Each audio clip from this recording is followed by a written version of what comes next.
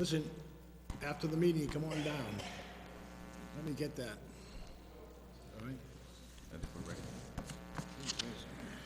Microphone's on. Yep. Open the meeting.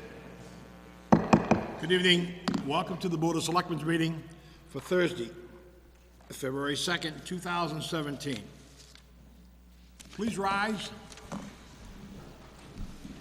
All together now, I pledge allegiance to the flag of the United States of America, to the republic for which stands one nation, under God, indivisible, with liberty and justice for all. Thank you very much.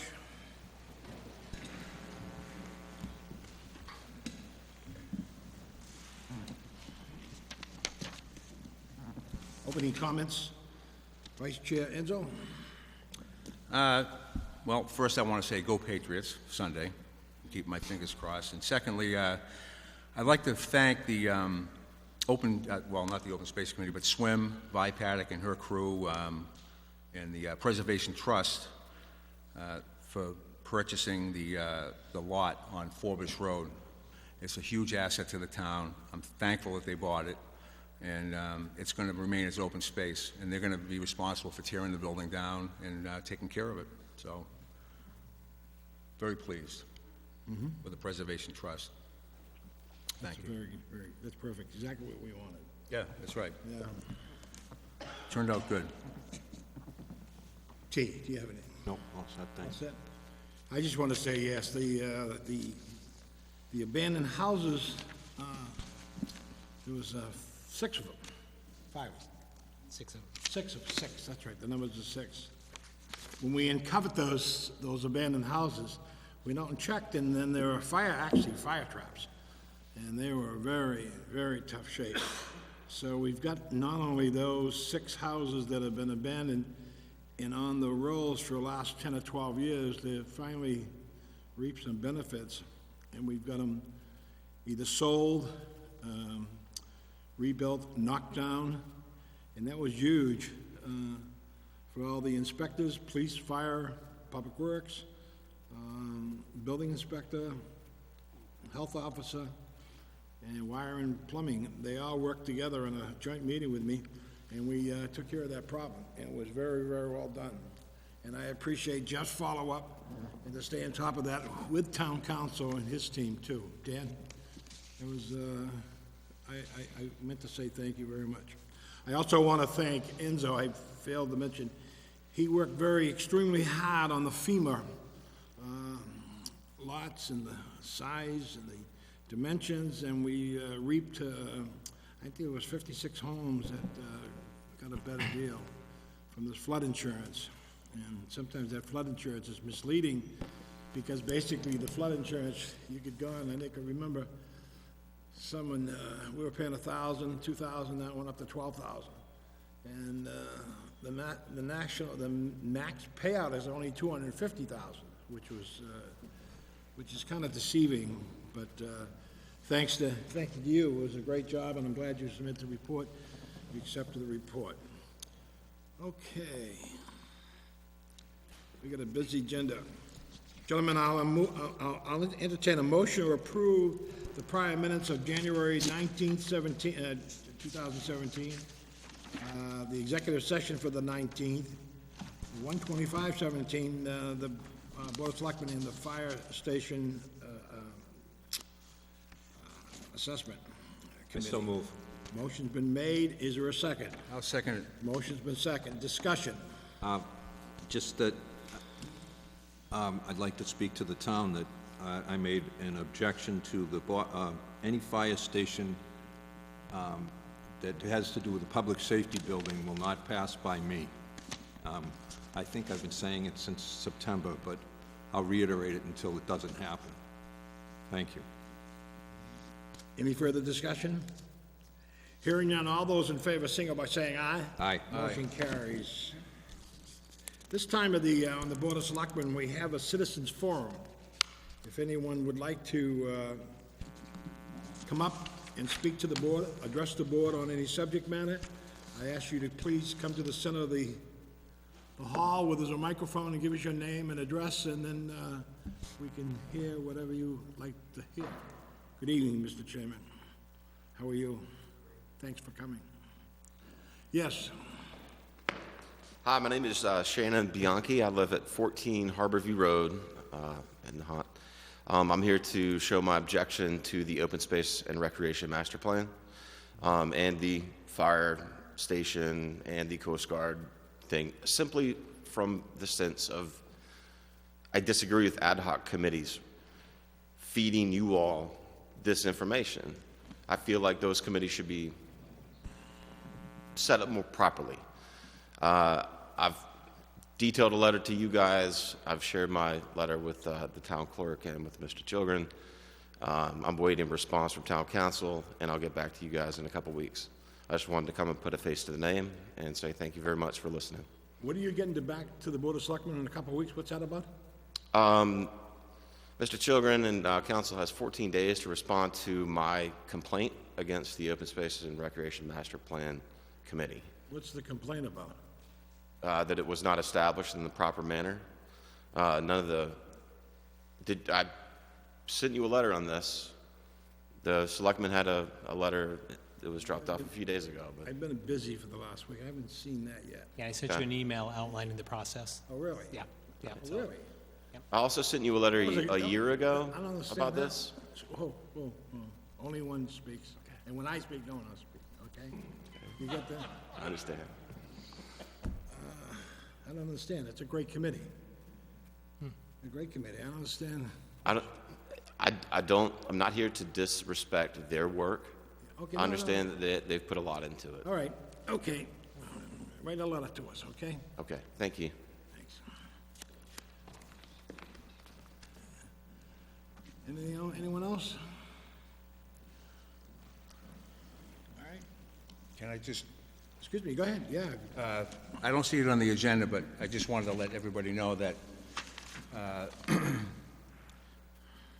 we appointed Marcia Duvall on the FEMA committee, and she's going to be a great asset to us. She's a retired lawyer. She's perfect for the committee. I touch base with her almost every day, so I just want to make sure that because I don't see it on the agenda anywhere, so. Yeah, no. She's being sworn in probably tomorrow, I hope. You didn't put that on the agenda? Oh, good. No, that's okay. It was a last-minute thing, so, Oh, what a great person she is. She's great. yes, she is, so. Not as a whip, So- that's good. Absolutely great. Great appointment, Nins. Okay, the town administrator's report is next. We have the fire chief here tonight to talk about a few items that we have on the agenda. EMS billing, write-off policy, ambulance enterprise, and the ocean rescue boat, which is a potential article. So if Mike, if you could come either to the mic or have a seat at the end there? Sure. Well, you might want to, don't get too close, Mike, you know.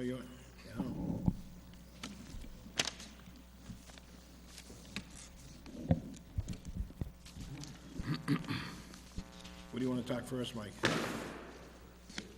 Taking them in the order that you have on your agenda, the EMS billing rates and in collaboration with that, the write-off policy. When I met with this board the other week with the budget presentations, I gave you a proposal on revising our billing structure, billing rates, and incorporating into that process and policy a formal write-off policy for those in financial need of consideration on their ambulance bills.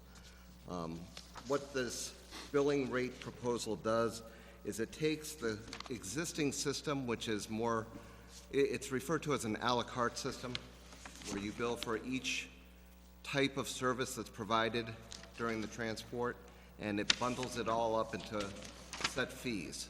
And those set fees are more in alignment with what the Medicare and insurance companies reimburse at. So there's less difference between the reimbursement and the actual billing. What's Medicaid pay for? What do they pay for? They pay a bundled base rate and mileage. How much is that? 2016 Medicare rates for ALS, $7.24 a mile. BLS rate is $401.35. ALS 1, which is a standard. ALS transport, $476.61. And ALS 2, which is more intensive treatments, $689.82. And the reason the ALS rates are part of this is when we work with our ALS partner, we do they get in the back of our ambulance, we do the transport. By federal regulation, the transporting service has to do the billing for the entire call. So we bill at the ALS rate, they bill us a stipend for providing the ALS service. And then, as you go further back into the packet, it explains out the financial hardship proposal. There's 11 points to the policy. It's pretty much if you call up our billing agency, request the form, complete the form, and submit it, the hardship will be approved. Is there a report in here from the building company on what we did? I had passed that along to the town administrator previously, and that was forwarded to you, I have that? believe. I don't have it here. You were forwarded that in an email, so I can get you another copy. Is it Comstar? Are you done with Comstar? We're finished with Comstar. We're utilizing Pro EMS Solutions. They're out of Cambridge. I'm concerned about people not able to pay. Right, and I understand that, and that's why, if you go to the very last page, Right. this process here, No, I saw the form they have to fill out. It's a lot of work for an elderly man, a person. can certainly help them. If they want to come down to the station or call me, and I'll go to them. A lot can of certainly them help can't, a lot of them can't walk or drive down. That's why I said that they can call me, I'll come help them complete the paperwork. How about if we make that a Board of Selectmen decision? Richie? T? We can do that. I'm For the concerned, hardships. we started when this ambulance thing came up. We want to make sure the people, that Well- can't afford to pay. Well, first of all, guys, you're dealing with HIPAA regulations. You know, the person, it's against the law to know people's names and stuff. So having him take care of it is not a bad thing. I don't You know, know. I don't see why we should get involved. Do you remember how many people that couldn't afford the ambulance ride? I don't. It was a small number, and is it anything in excess of 100? Anything within excess of 100, excuse me, it's an automatic write-off for anything less than 100, which usually will cover the Medicare co-pays. Medicare requires a 20% copay. So we don't have That that, usually covers that. we don't have that in the book yet. Not in That- this book, but I can that provide it is- to you. That's line number 8 on the sheet. So how many, So since July 1st, when the new billing company took over, and I'm sorry, I don't have that sheet in front of me, that had been passed along July previously. 1st of this year? Of 2016. 2016, so it's last year. July 1st, so for 6 months. Yeah. Approximately $7,500 was written off in billings. So what's, in the ambulance ride, is how much, what's it cost, 400, someone? The Medicare rate is 400. Our current rates are listed on the second page. A BLS transport is $1,205. What's DLS? What is $32 that? per mile. That's ambulance. Nahant's ambulance? Nahant's ambulance. Instead of saying DLS, say Nahant's ambulance. Yes. Because you have another ambulance comes over. The paramedics, they usually back you up, right? The paramedics come over, we work together. Right, no, And it's one bill that goes out. I understand. So, we wrote up $75 last year, so how many people? $7,500. 7,500 Yes. you wrote off. That's correct. quite a few people, In 6 months, in 6 months. yes. So you're talking quite a few people that couldn't afford to pay. Am I right? That have expressed that they were unable to pay, correct. And they were, how many were waived, do you remember? Well, that includes waived. And call it, Written off and waived fall under the same category. They can't afford to pay, basically. Right. If they call up the billing company and say, I've received this bill, I don't have the financial resources to pay it, the billing company will send them a form. If they can return the form, or if they need assistance returning the form, we can help them. They submit the form, and the balance of the account is waived. What did the town, what did the town collect last year in ambulance revenue? Last year, the town collected in gross revenue approximately $86,000. I believe that figure is, let me, And that goes with the enterprise, it's going to be in an enterprise fund different sheet. Yep, now to pay for the ambulance, which is a good thing, so yep. 86. less, $86,000, yep. it would be less expenses. Correct. Yeah. Okay. I think that's a great idea. I back it 100%. Unfortunately, up until this point, there has not been a formal policy Right. for write-offs, and this just formalizes the policy.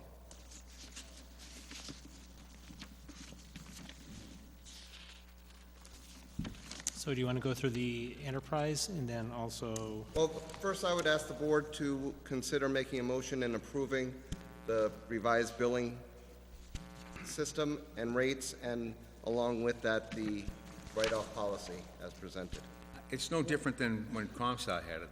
I mean, it doesn't really look that much different to me. Why did you I'm make it? sorry, which, the write-off policy? Well, no, the whole package? package, really. I mean, they used to forgive bills also. They did, yes. But there was no policy that backed that up. Right.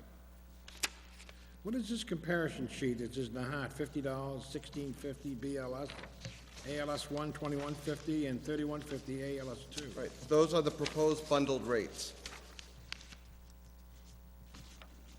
Those are the rates that I'm asking you to consider approving this evening. And if you look on the left, it shows the individual rates that are bundled now in that, Say what? if you look at the left side, it says current, and then you look at the right side, it says proposed bundle. So the current you itemize. He's looking at the comparison chart. Oh, I see. So if you go to the page before that comparison chart, there. So Medicare rates are what? 689, 476? That's a big Yeah. difference. That's a big difference. It is. Huh? It is a big difference. For Medicare and what you're charging. Yes, Or you like to charge, that's right. correct. And what we currently charge. and you currently charge. We charge $16.50, so it's, On average, our current BLS ambulance transport, the billing is approximately $1,400. But now you're going to what? Now we'd be going to $1,650 plus $50 a mile. Plus 50, so it's $1,700. Well, Some, yeah, I mean, depending on the mileage, it's typically about 8 miles to get from anywhere in Nahant to either of the two hospitals we typically go to. Well, how many That's about hospitals? $2,000. You take them to Salem Hospital, right? Take them to Salem or Union Hospital. They're equidistant. Well, Union's going out of business. In a couple of years, they will. Sad state of affair. My only question was the $16.50 Yes. for the Nahant ambulance was in the higher bracket, if you Yes. bracketed them. Just questioning how you got $16.50. I mean, 1,400, staying at 1,400, now that I know it was 1,400, might have been better, but Well, that 1,400 included the mileage. That was inclusive of the mileage charge. But the Medicare rates only go up to $689. That's correct.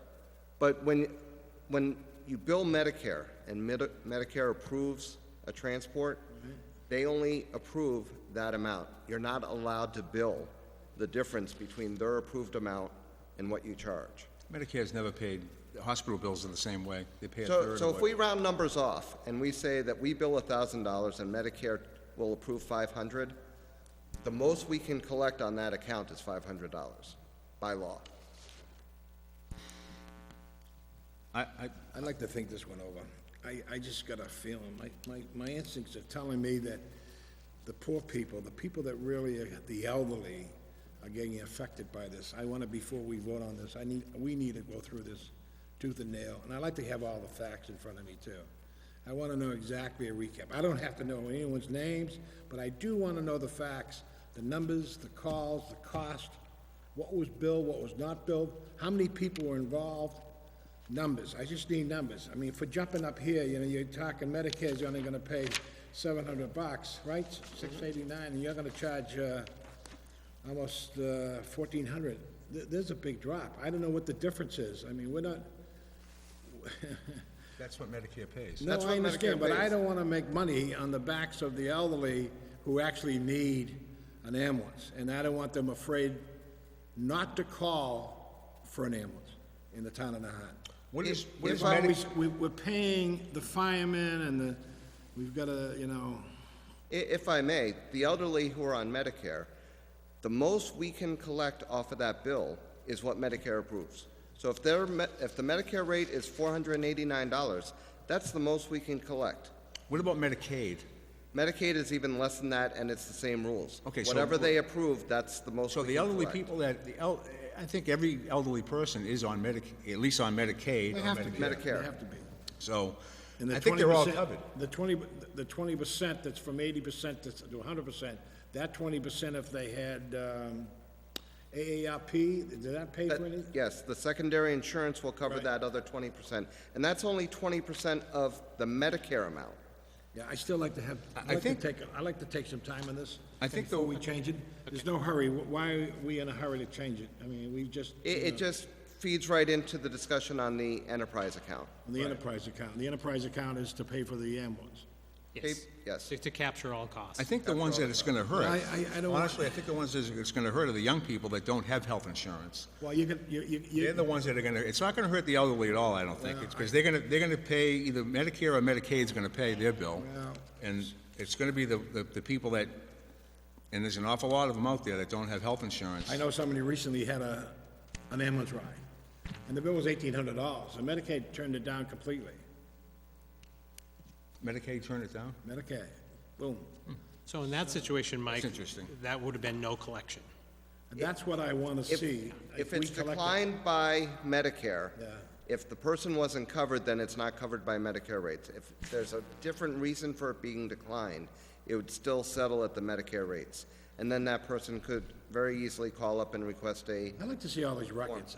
I mean, I just, no one's ever checked on this, and the billing companies, they have a tendency to bill, especially the elderly, they get these bills, and then they make some phone calls and probably scare the hell out of the poor elderly person, lady. I like to check it all. This has to be, I want to check this, if you mind. We'll put it on for a couple of weeks? Yeah, and I'll resend the material again. Yeah. How do you feel about the write-off policy, which is a traditional policy? The write-off, I gotta go through that. The write-off, I don't have the problem with the policy and the amount. I just gotta make sure that it's gonna be easier for the individuals, the elderly, to be able to fill out these forms. This is a big form. You got 11 points. that's not the form, that's the policy. No, I understand it's a Okay, policy, but do you have a form in here? No, they have a very standard form, name, address, No, account no. number, and so on. Do you think the form should be in here? I will very happily get that form for See, you. this is what I'm missing. I like to get everything all under me when I'm looking at this stuff. You know? This was just kinda sprung on us, we didn't. Yeah, I this didn't- came in, this was, This was yeah, actually brought up at the last budget meeting, but that's fine. I think it's good for us to see all the well, material. I wasn't here for the last budget meeting, all right? I wasn't. No, this was presented to you when we met downstairs with the Downstairs, budget I presentations. don't remember this. Yes. But I that's fine. remember the write-off policy, which is fine. I have no problem with it, but we gotta figure a way, and we gotta ask a couple seniors, I wanna see the form.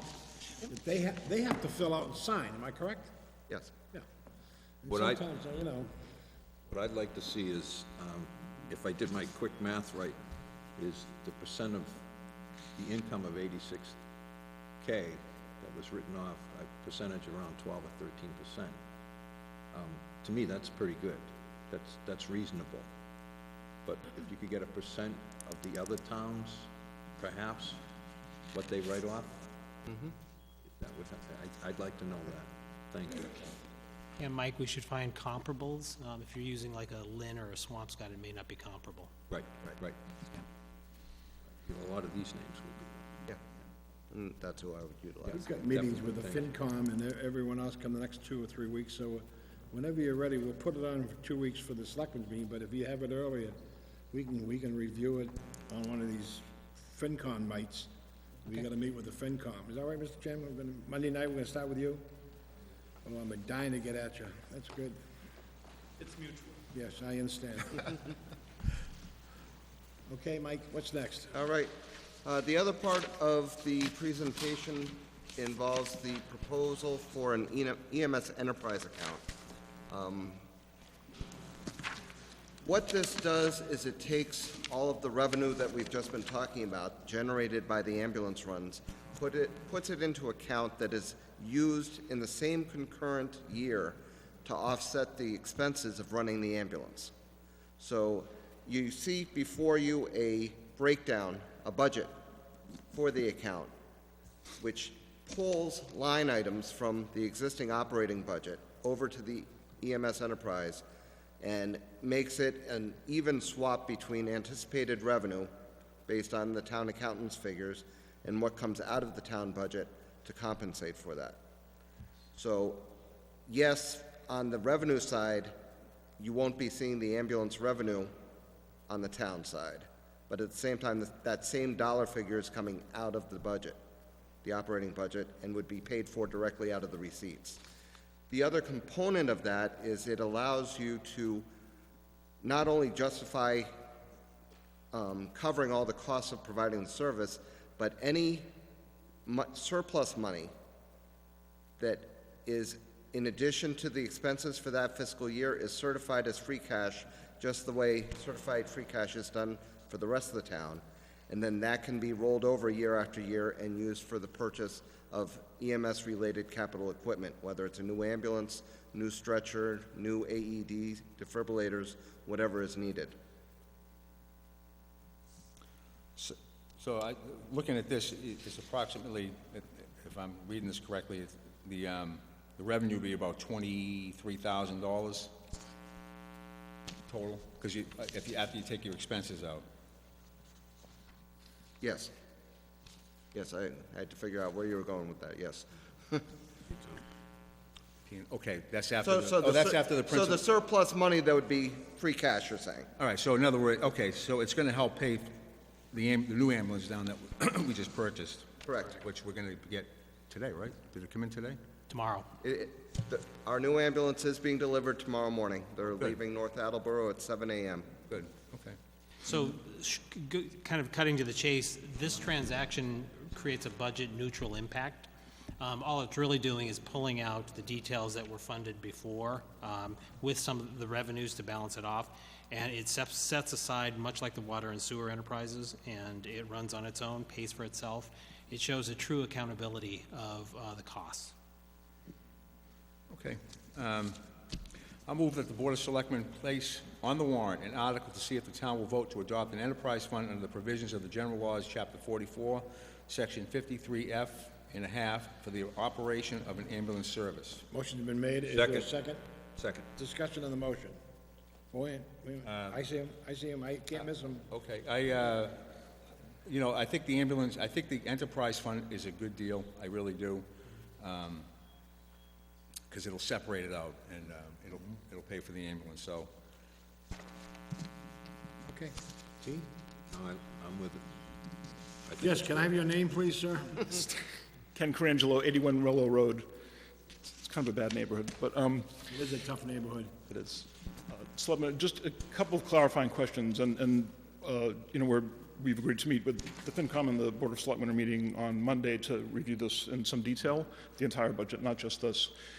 Couple of things with regard to the enterprise fund. Does that take over all of the costs involved with the ambulance, or a portion?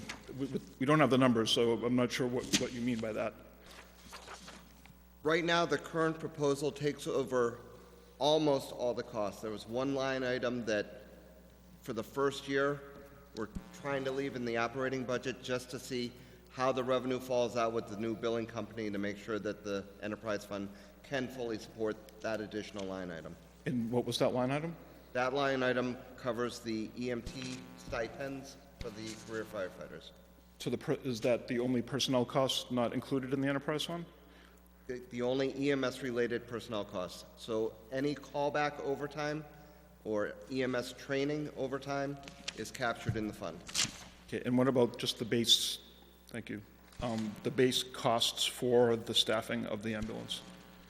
That's the staffing of the fire department. That's the base cost of the staffing of the fire department. So is any portion of that in the enterprise fund? No, because that's the staffing of the fire department. Well, isn't part of the point of setting up the enterprise fund to effectively capture all of the true costs that are in that enterprise? The true cost of providing the service, we're providing the fire service also. And it's, So it's a concurrent service. and it's also much like water and sewer. Water and sewer commingles with DPW, and so we don't have a pure line. So this is an attempt to get as close as possible. Over time, it can be refined, but right now, it's the closest possible. Yeah, again, you'd have to, one question, I guess, and a request from jointly with the chairman of the finance committee here, request, could we not vote to put this, could you please not vote to put this on the article until we've collectively had a chance to look at this in more detail?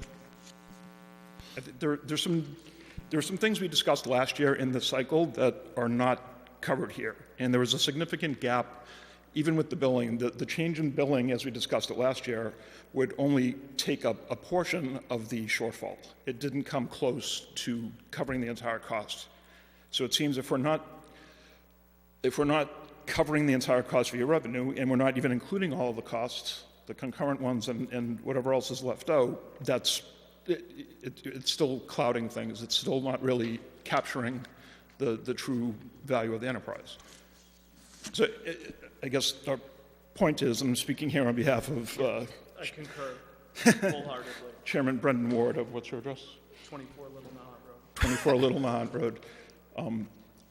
Again, just a few more minutes at least of looking at this in detail would be helpful. Well, We can leave that article off Yeah. for the time, and we don't have to finish the article this week. I'd like to hear what you guys have to say, because I think that, the FinCom does an awful lot of work, the volunteers, and I want to, this is, I'd like to see what the projections are also. I mean, I want to hear what they have to say. What they're saying, last year's numbers Right. did not add up. That's why I want to hear that.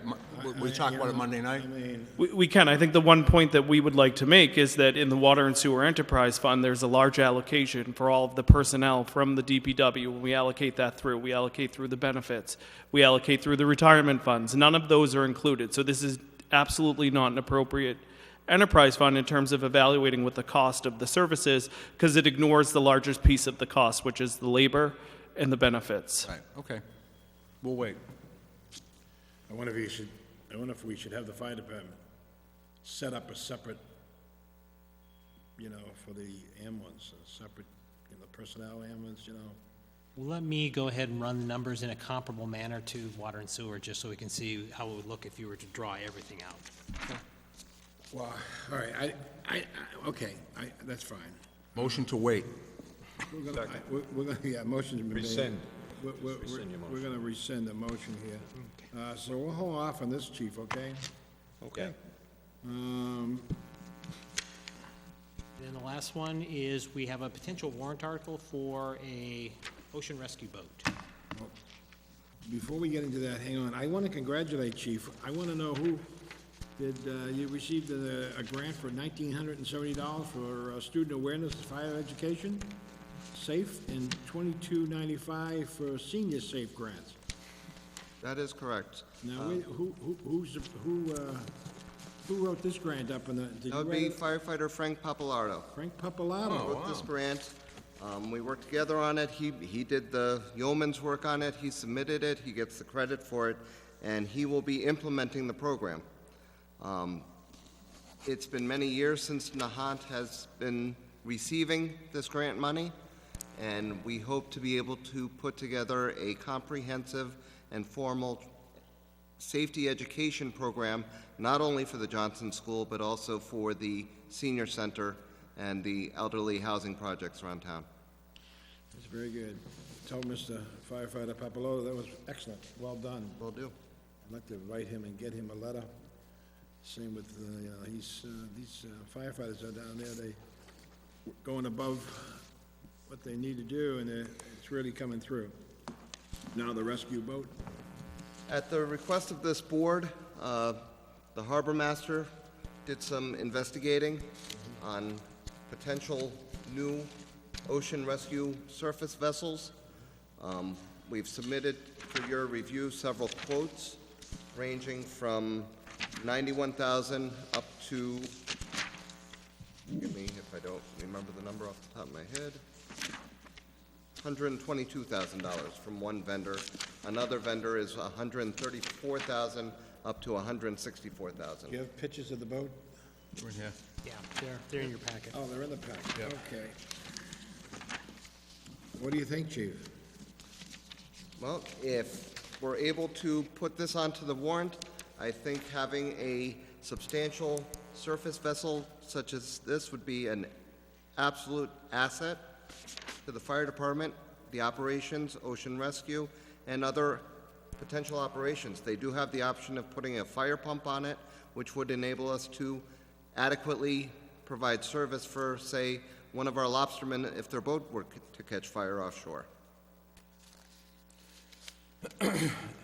How does the, we have a Zodiac, correct, now? We have a 14-foot Zodiac, correct? How does that do in the summer time, spring, summer, and fall for water rescues? It does okay. It's very limited in its capacity, size-wise and weight-wise. It has a single motor. Its best asset is that it's mobile.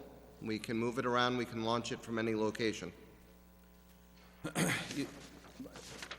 you also have another, the Nahant Ocean Rescue Equipment needs totaling $54,238, plus roughly $140,000 you want to put on the town warrant,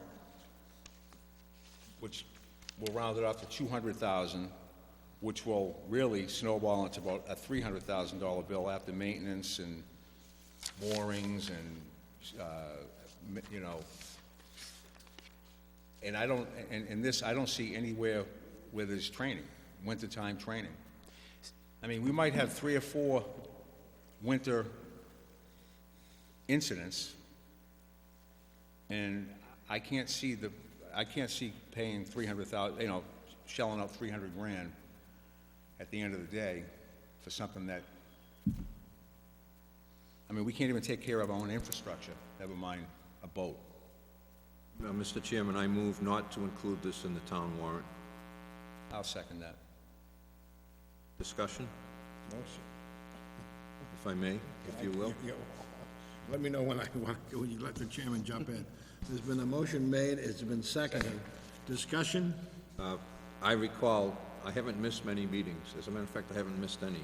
I don't recall stating that I wanted this here. I would like to see us talk about an ocean rescue boat, take a few meetings, discuss it. The last I heard was you were sitting over there and it was, well, you should get a boat. There was no vote, there was no discussion. I didn't get on this board to come here and see an ocean rescue boat for $150 million. So I'm just, if we talk about this, we set it up, maybe some other time, but as of right now, no way. No, I understand, and if I may, it was mentioned very briefly in our prior discussions, and then I did receive a request from the chairman of the board to come forth with these quotes and information on actual boats. And similarly, the equipment. equipment for the 54,000 And was the also equipment for requested, yeah. 54,000 was requested I at the asked- prior meeting. I asked the chief to come up with appropriate monies you need to create an ocean rescue team. Right now, we don't have, I mean, the harbor master's boat is, how old is that boat, Robbie? 1999, I mean, It's out of service now, too. well, that was just for the harbor. We've never had a unit, well, we've had some rescue when those 2 professors died off 40 steps, but we put some money into that, but it was just kind of like, you know, we had some rappelling off the rocks, and we had some training like that, and they've had some other training, but I just, for an ocean rescue squad, I mean, did you get any prices from the Coast Guard of training? The Coast Guard currently is not offering training to fire departments. I did speak with the fire chief down in Hull, which is also surrounded by water. They have a Coast Guard station there that shuts down during the winter. The Coast Guard does not have any boats there. They have worked in conjunction with the Coast Guard in the past on some training. He actually gave me, and I have to get the actual contact information, a resource for the environmental police who will come out and help us provide some training. In addition, I've reached out to 2 ocean rescue training companies. I had reached out 2 weeks ago. I actually spoke with one of the companies yesterday, and I'm awaiting the information from them, but they're more than happy to come sit down and meet with us and provide us training. No cost or anything associated with that? Their current cost on their website, which is about 4 or 5 years old, is, excuse me, $650 per person for the training. Again, Well, we had voted to suspend, Richie, the whole winter. no, I understand, but I just want to finish, let me finish my... Okay.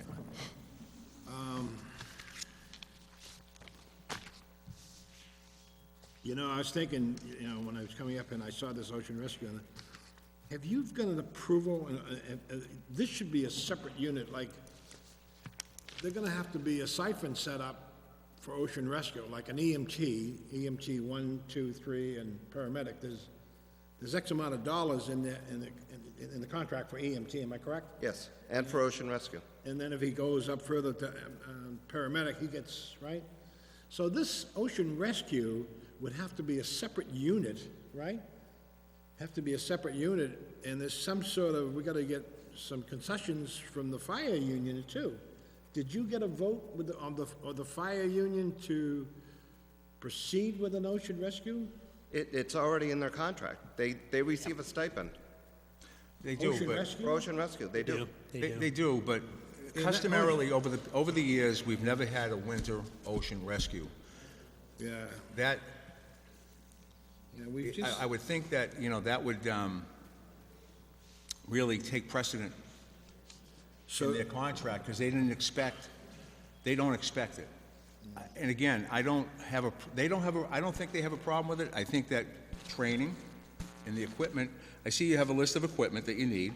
That's $54,000, but I don't see anywhere where there's training involved in this. $5,000, I don't think is gonna cut it, you know.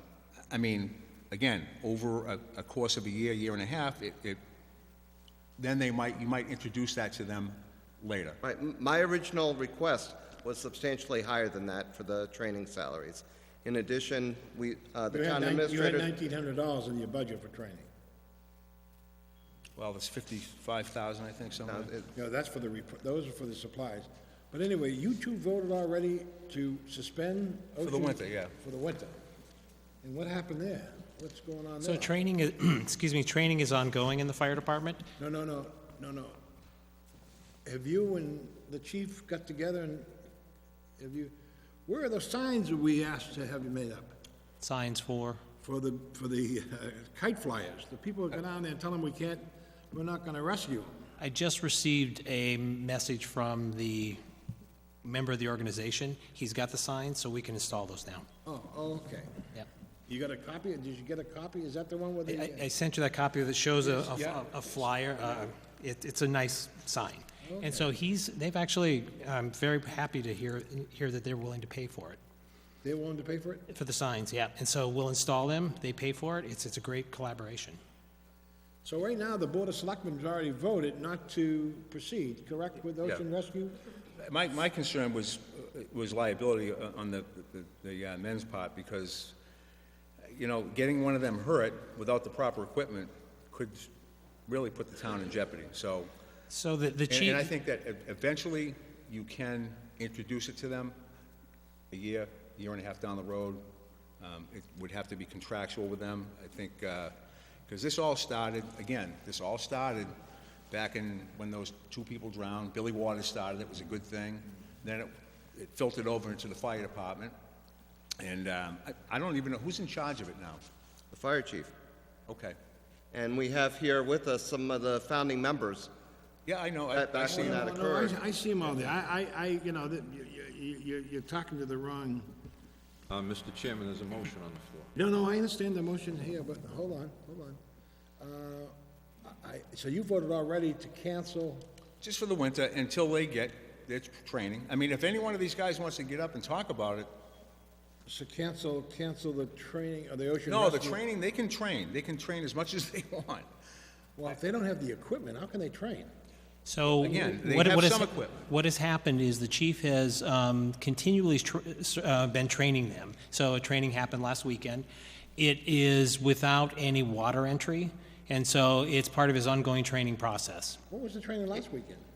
It was, The training last weekend, we did a low-slope rescue utilizing Stokes basket, pulleys. We did inside the fire station, harnesses, things like that. Things that are applicable not only to ocean rescue, but other types of rescue also. Inside the fire station? Yes. yep.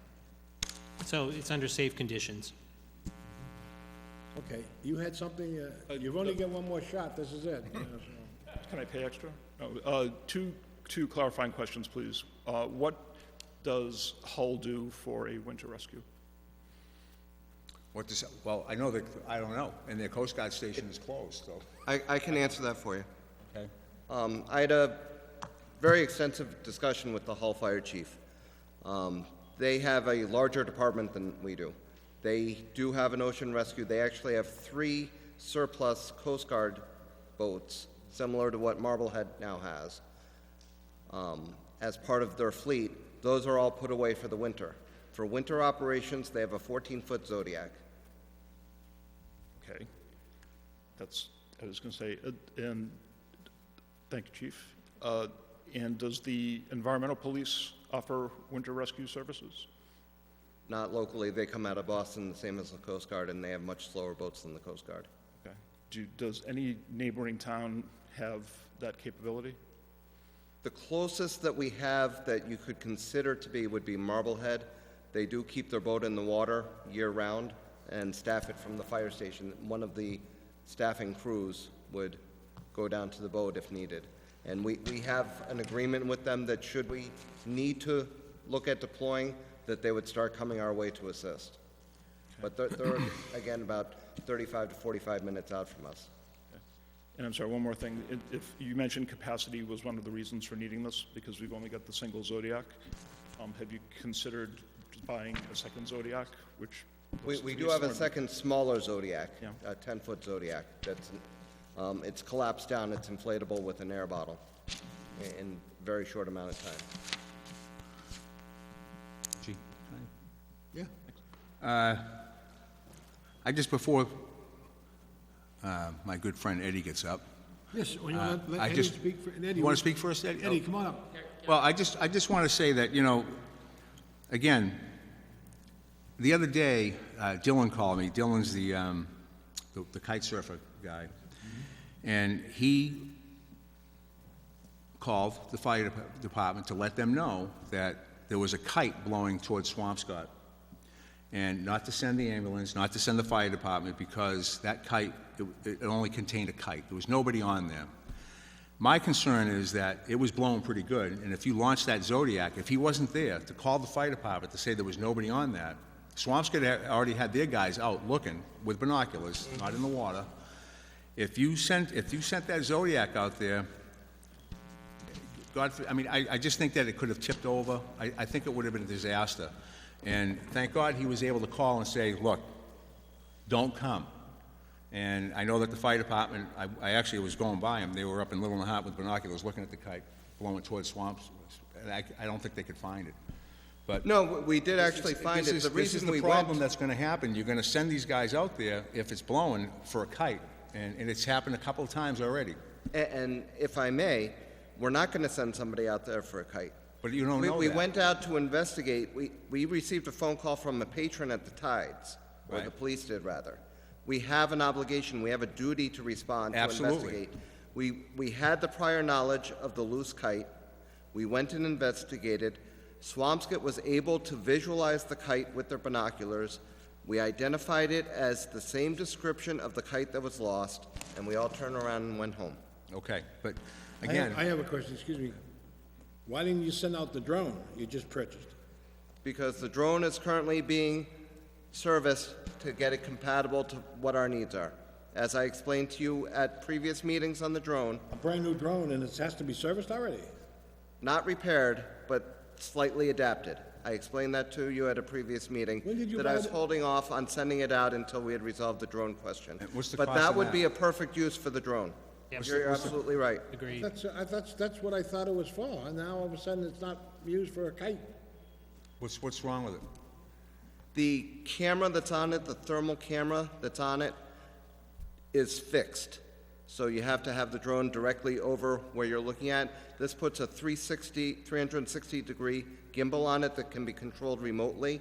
So you can be looking ahead as you're moving towards the situation. And the total cost for this configuration is $500. We already have the camera. It's just the connection to the drone. So that's gonna cost us another $500. $500. And believe it or not, they've covered the shipping, going back to them and coming back to us. Has anybody trained on this, by the way? Has anybody even used it? We have not, because as I stated at a previous meeting, we were waiting on that reconfiguration until the drone issue was settled with the board. I don't remember what previous meeting, I don't remember this. We've had this discussed a couple times at Mary, various Joseph, meetings. we bought a drone that don't work now, and then when we have a kite loose, we can't send the drone out. I think we should just, I think, I think you should return it. That's what I think you should do. And We I'm don't very- have that I'm very option. serious. Take the drone, put it in the box, and send it back, get your $5,000, and we could pay for some radios or something. Do something, I mean, I just think that's a disgrace. I always did. As soon as I heard that drone, I go on vacation for a week, and you come back and you buy a drone without our permission, I mean, without authorization, or without even telling us. And that's Very, not, very upset about that drone. And that's Now, not- all of a sudden, you have a kite loose, and we can't send the drone up, we gotta pay for another $500 because the camera is not aligned. Hello? Well, I mean, this is just absolutely, just in our face. You're gonna spend another $500? You should send that drone back, Jeff, I'm telling you. I mean, here's the finance committee, and they're wondering, where'd you get the money from the drone? $5,000, what budget? the drone came out of the fire department budget as part of the collaboration with the emergency management and police department. Well, they, it can you came out- imagine it came out at the end of the Imagine year. if I was a member of the FinCon? It came They out at never the end of the discussed year. that. They never discussed that last year. And nor do they have to. They have an No, expense. they not that they have to. It was Now, money. what's that mean? It was You money mean that they wanted to You don't have to spend, discuss the Jeff. $500, the $5,000 for the drone to the FinCon, and you just go out and buy it, and it came out of the budget? And they didn't know about it, we didn't know about it? It was at the end of the year, yes. So, I mean, all of a sudden, they said, gee, what kind of, When would the you- credibility of the Board of Selectmen, Town Administrator, Fire Chief, comes into question here. Spending money without authorization, without the Board of Selectmen knowing about it. And and then I hear we've got radios we're missing, and we don't have radios for every one of the firemen. Did you get radios for everybody? We're currently looking into increasing our radio stock. That's not what I asked you the last time you were in front of me. I understand You that. need those firemen, I consider the callmen, the firemen all in one. They need to be outfitted with radios. If they go into a burning building, they need that radio to save their life. Absolutely, which is why I purchased the additional radios that I did. I purchased it But you didn't to the purchase enough extent for of what everybody, I you had. didn't purchase enough for everyone in the fire department, am I correct? I You had purchased- 18, and you need 23 or 25. Richie, it is up to the department head to actually expend their budgets as they see fit. And Oh, so Jeff, that's what the Jeff, fire chief Jeff, has Jeff, done. I'm not gonna go through that with you, okay? This is something that the Board of Selectmen is concerned about the welfare and the safety of our fire personnel. As is the And that's fire what I'm chief. concerned about. And so is the fire chief. Now, well, I'm not too sure if he's worried about it, if he He doesn't is. have a radio for everyone, but he's got a drone, and he bought it, when, 3 months ago, and the thing doesn't even work, and we just had a kite go out, and we're gonna send somebody out there, or Well, I'm maybe? thankful Dylan called, but when was the drone purchased? When was the actual order? June Place. of 2016. Okay, June, so that's the end of the year, Jeff. That was the end of the fiscal year. So Exactly. it's $5,000 out the window. No, not at all. Oh, absolutely, come on. Not at all. Listen, then he had to go for a reserve fund transfer to buy a generator that blew up on one of the fire trucks. I mean, That- they could have used that, went, 5,000 of that could have went towards that generator. Different fiscal The reserve years. fund has almost nil in it, and we're Okay, wasting okay. money on stuff We're like not- this. we're not, okay. Okay, I'm not gonna go into, okay, what else do you have, Chief? I think those guys, the firemen wanted to... Oh, the fireman, yes. Lieutenant, No, firefighter. Firefighter. Ed Streety, 61 Spring Road. I've been with the call department here coming on 21 years. Sitting here and hearing what's going on, I can't believe how misinformed you folks are. I find it's an atrocity. It really is. First off, I keep hearing firefighter safety, get more training. The firemen all did firefighter 1-2 training. We all get certified to become firefighters by the national NFPA standards. NFPA standards is for firefighters on an engine company. You guys are preaching firefighter safety. We don't have 4 guys in an engine company for a house fire, okay? They're more likely to get hurt at a house fire than they are going in the water right now. There's no question in my mind, okay? We're saying ocean rescue, we're saying fire department. There's one and the same. They're not different. Someone gets in trouble, who do you call? You call the fire department. You go, water coming through your ceiling, who do you call? You don't call the plumber, you call the fire department, okay? They're one and the same. Just not have that separation anymore. That's crazy. You don't even know they're getting stipend down there for the ocean rescue. You mentioned it. You were shocked to hear they actually getting the stipends because of the ocean rescue now. Are we not prepared for the winter? We are prepared for the winter water. To say we're not equipped for the winter, you're wrong. Absolutely wrong. No question in my mind. You guys are very misinformed on that. We've been 15 years, we've been swimming every year. For 15 years in a row, we've been swimming in the water. We've been in the ice pack, we've been in Flax Pond through the ice, we've been in Bear Pond through the ice. We constantly train the cold water. We have the equipment for the cold water. Our boats are small because they have to be portable to get to where they go.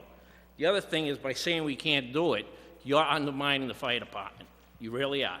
The way we work at a house fire or anything else is an incident commander. He tells you what to do at a house fire. It doesn't come from the mayor, it doesn't come from the board of selectmen, it comes from the incident commander at the fire. Same with a water incident. It's the incident commander. He says whether they go or don't go. And if someone's not comfortable going, they don't have to take that order. They can look the incident commander right in the face and say, I'm not good with that. They wouldn't have to go. But you just come out and say you can't do it. Because where you're going with this is we're going to have a water incident, people are going to be jumping in the water without the equipment on. That's where it's going. If I end up down near the wharf and someone's 10, 15 feet out there, I hear I ain't going to watch someone drown. That's where you're going with this. So you're really hamstringing this really bad. Another thing I've seen you've done, you brought us back about 18 years in the fire department where you're dividing the department. You really are on this issue. What it should be at the chief's discretion to set up his SOGs, which he's great at. He's put more SOGs down the pike than any past fire chief I've worked under here. He's great with his SOPs. He has a lot of stuff in line. You got to get it back to where he sets his SOPs, and the senior person on scene, that incident commander, makes the judgment calls on this. For you guys to sit behind a desk and say we're ill-prepared, we are prepared. Myself, I think 4 of us are qualified as rescue swimmers for the Coast Guard. We did a course that qualified us for that rescue course. I've done additional training myself, but that's myself personally. But I think you're really hamstringing this whole thing. You really are. I find it nauseates me what I heard here tonight. It gets to my core. You're very, I still got the floor. You're very misinformed. You guys are very, very misinformed. I don't know who's coming in and throwing things at you who are not prepared. We've done a lot of extensive cold water said training. you're not prepared. I've heard it just now. We don't have the equipment. We're not prepared. We're not trained. Well, we are prepared and we are trained. Eddie, here's a Not list. across the board. There's a list of equipment right here that he says he has to have to do it. To replace, Things get broken, worn out, and we still have, you go down there, you can put a half a dozen people easy in this cold water. so- Here's the other thing is, don't forget, just because we go to a call with all the equipment and all the gear, doesn't mean we're going to jump in the water, because it's a risk versus reward. It's just like a house fire. You can't run into a burning, blazing building if you know the person in there is not viable anymore. That doesn't work that way. It's risk versus reward. And like I said, where you're going with this is you're going to see guys, you're going to have someone going, you're afraid someone getting hurt, you're going to have guys going in the water without the gear on now. You get a car, for example, get a car off the guardrail over the causeway, the engine gets down there, no boats coming, what are they going to do, wait for the Coast Guard to come? Eddie, you must have been around. Will you remember the Scott Pack issue? Excuse me? The Scott Pack issue down at the fire department? No, I do not. 25 years ago. That was before me. Well, 20 years ago, they didn't have sufficient Scott Packs. Yep. And the Scott Packs were not replaced, and they were broken. And they couldn't even get refilled. Okay, and I don't know which fireman advised me on it. Okay, when I found out exactly we had to go buy an emergency transfer from the finance committee. I believe it was $25,000 on 25 new Scott packs. Yep. Brand new. And then we made sure that they went out the next day and get them. You got off cheap, they're over $5,000 now, if you start back. Well, okay, but I'm saying, okay. So are you in favor of the drone, or the $5,000 drone? It wouldn't be high on my list of things, but it makes sense. Why send someone out if you don't have to? Okay, well, what's You know the what I mean? union? I'm not gonna support a drone or We have a small, that's not the Eddie, issue I'm we have a here small for. budget. We just can't afford to do stuff like Well, that. I And- understand, you guys are hanging up on the drone. I don't No, wanna talk about the drone. Hold on, I'm talking about let me the just water stop thing, you. I thought. Let me just stop you. Listen, I don't have a problem with the winter training. I don't have problems with the guys going out in the winter if they feel it's okay to go out. This was put on them. Now, let me just say this. The regular guys, the 8 guys that work there, most of them are saying they don't feel as though they're trained enough. They haven't gone in, let me finish, in the ice enough, okay, or in the water enough. They're the ones, most of the ocean rescues are during the day. You're a Revere fireman, you might not be there. Rob works, he might not be there. A lot of the guys that are trained, like yourself and Robbie and all those other guys, might not be there for them. So that could be a problem. Those guys they need their training. They need to get trained, because if there's a call, what happens if, Rob, let me ask you this, what happens if you're working? Are you gonna be able to come and How is that different from what has been in place for the last 20 years? well, then why, this all came about because it was hard-nosed on them, that they had to do it. No, they took a stipend and everything, no. Well, that's no. not how I understood it. So if we No, had to make a no. decision, Read No. the SOG. No. It says No. specifically, they do it if they're ready. If everything is right, if everybody is comfortable. well, that's what I'm saying. That's all we're saying. That goes And right that's back what to the incident SOG commander, that I not put the out guy. says. Hey, hang on, okay. Thank you. No, I'm done. Thank You're you. done. Robbie, do you want to say something? I just gave you Yeah, some I saw- photographs, I saw the okay? picture, yeah. That's from the last 15 years. You can see snow in the photograph, you can see ice in the photograph. This is not necessarily what we find ourselves in, but to say that we have not been equipped these last 20 years, it's an insult to me. I was formerly an assistant director of the Ocean Rescue Team. Eddie, former assistant director of the rescue team. Chief Waters. All of these people have been putting people out there negligently using this equipment, and now, 20 years later, we find out that we were actually putting people in jeopardy?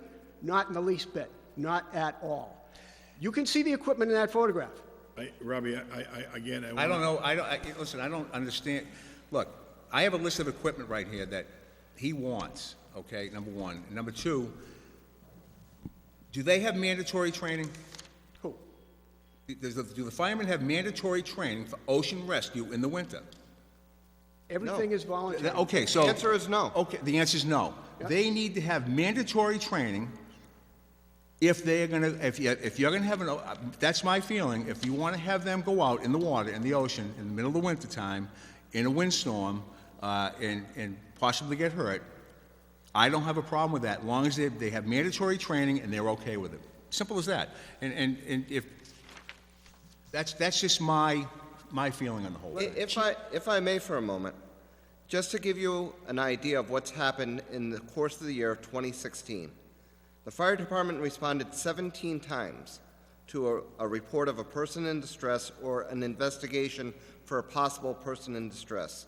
Of those 17 responses, 10 of those responses, not a single person or boat was put into the water. Okay? Of the remaining responses, on one response we pulled 4 people out of the water. Another response that we went on, that we didn't go into the water, were the 2 scuba divers. The harbor master had pulled them out of the water. Another rescue, we pulled 1 out of the water. Another call, we went out, but Dylan, actually, in a kayak, had retrieved the individual and was bringing them to shore. So, Dylan in the kayak, who's that? Dylan, the Dylan is kitesurfer. the Kite kite surfer. kite surfer. Was that in the wintertime? This is year-round. This spans from February and March of last year all the way through December. Okay. Okay? So this shows that not only myself, but also the senior personnel who are on duty are using common sense. in making decisions. Have you And using explained the that to, facts that are presented to them. have you talked to the regular guys about this? Absolutely. Maybe we can have, you talk about it. Has the crew heard these Excuse me, details? okay, I've heard enough, okay? We've heard enough tonight on this. Please sit down. I've heard enough discussion. There's a motion. I just don't want to get back into this fire thing, but I just, we'll take it under advisement. Yeah, look, I mean, again, this all started because we had to have a vote on the warrant. I don't want to vote on the warrant. I'm not going to, the motion was on the table, on the floor. T had made the motion, I seconded it. I was ready to call the motion, but this was... Okay, no, okay. This was a the motion- well-deserved- The motion's been called, okay. You want to call the vote? I'm hearing more and more from the firefighters that I'm thinking more. Well, we haven't heard from all the firefighters, we just heard. True. And we're not up here, by the way, to split the fire department, call No. them in or regular men. No. I guess the board, in their wisdom, are trying to protect the firemen from getting hurt. It's very simple. And make sure you have enough sufficient... And let me equipment. assure you, so is the fire chief. But we're hearing that they are in fact trained to a Training? certain degree. Trained. Yeah, Yes. but Yes. they need mandatory training. That's, listen, they have to, if you're gonna train the call guys, or the guys that like Rob and who's dedicated a lot of time to it, Dennis, Eddie Staridi, that's fine. But all of them have to be, it has to be mandatory training. So, Then give me the funding to do that, Well, listen, again, including salaries to cover them for the overtime, to do the training, and the backfill for those who are scheduled to work. So the selectmen have added another 1,500 into that, but we can continue that conversation. I think the real issue is through the warrant article. Yeah. but I'd still like to finish because I've waited 35 minutes for my motion. What I'm saying is that some of us are hearing from some people, and now we're hearing from other people that it's confusing. I think we should really look at this later. sure. And that's why we have a fire chief. The fire chief is here to give us his professional opinion, and he does a great job with managing of the department. I'd like to hear from everybody involved, to be quite I honest. think that the fire chief can bring you information from everybody. I had a meeting this morning with all of the career staff. I had a discussion on Saturday with the personnel who showed up for the training. It was a voluntary training. I have available to me, and I can make available to you, all the feedback that I received from them. One last question, if I may. Yes. Of all the firefighters, if some do not want to get involved, do they have that option? The career firefighters receive a stipend in their contract to perform this service. And if they choose not to perform? Then they're in violation of their contract and so their duty to act. they all- But there's a difference between refusing to do it and in their best judgment based on the circumstances saying it's not a safe evolution. I want to make that clear. That's a judgment call. That's a huge difference. I've told them before, I told them again this morning. I can't tell them today what their response will be tomorrow, because tomorrow the weather's going to be different, the wind's going to be different, it's going to be a judgment call tomorrow. But whatever decision they make tomorrow, if they can explain to me why they made the decision so I can explain it to you, I will back them 10,000%. Why don't we invite them all up? Okay, thank you. All your callmen, all your regular men, I'd like to have a meeting with all of them and get all their input during the day or whenever they can all make it at once, 5 o'clock at night. I'd like to get their input, they're all here. One last question, Chief. If they're getting a stipend, then why don't you have mandatory training? They're getting paid for it. I'm not allowed to mandate overtime by law. No, but I mean, they're getting paid for it. They're getting a stipend. These gentlemen don't get a No, stipend. I know they don't, and I don't think that's right. Who doesn't get paid? The call guys. 20 years, 20 years. But that's not the issue. The issue is They get an hourly rate, if not a stipend. the regular guys are getting a stipend for it, then why don't they have mandatory training? They're getting paid. You mean the callmen don't get any, They get their regular pay, I think. They get paid their hourly rate They get their hourly rate. they're all the way, for training too? for training also. Yeah. And how much is that? It varies by person. What's that? That, just historically, for the facts, we had 2 people die here back in '97, they drowned. There was no ocean rescue. We had a couple clotheslines and some life preservers, we threw them, and it was a bad situation. At that point, the call department, a few call guys, myself, Robbie, Eddie Streety, there were about 6 of us, we founded the Ocean Rescue. Had nothing to do with the fire department. We asked, the firefighters did not want anything to do with it, so the police graciously took us under their wing, and Chief Waters ran it. Ultimately, it was transferred back to the fire department. Still today, the Ocean Rescue is comprised primarily of called firefighters who do not receive any stipend for anything to do with ocean rescue. The training has been provided typically by Ocean Rescue Systems in Portland, Maine. They come down, Joe Mokry, and comes down a couple times a year, and we funded that through the town, and they would train us on the rocks, in the water. That's where we got our training, and then from that point, it was train the trainer, okay? But we did get training from Joe Mokry. The town bought the initial batch of equipment. Now you fast forward 20 years. We've been doing this over and over again. Mokry still comes down. That's the best training you can possibly get. He's the expert, all right? We still don't get any extra money for being, I'm an EMT, I work here, I work in EMT in Beverly, I work the streets, I know this is what I do. But I don't get a nickel to be on the ocean rescue. It's voluntary, all right? All these guys are volunteers. That's what we've been doing for a long time. So when we say we need some equipment, yeah, it would be nice to have some equipment. All right, but when you get into this whole, what is training, what's adequate training, what's inadequate training, if you had Joe Mokry come down 3 times a year, it'd be golden, all right? And you wouldn't have to decide who's going to be on the team, who's not going to be on the team, because somebody who really wants to be on the team will be on it, as we've proven for 20 years. But also, we gave Ocean Rescue $300,000 to get it started. Right. Remember that? Not $300,000. $300,000. And they had an old vehicle I think you've been using. It was 10,000 for some We brought equipment. in the Navy SEALs to assist you in repelling. We did. I was there. Yeah, up and down, backwards and frontwards. Right.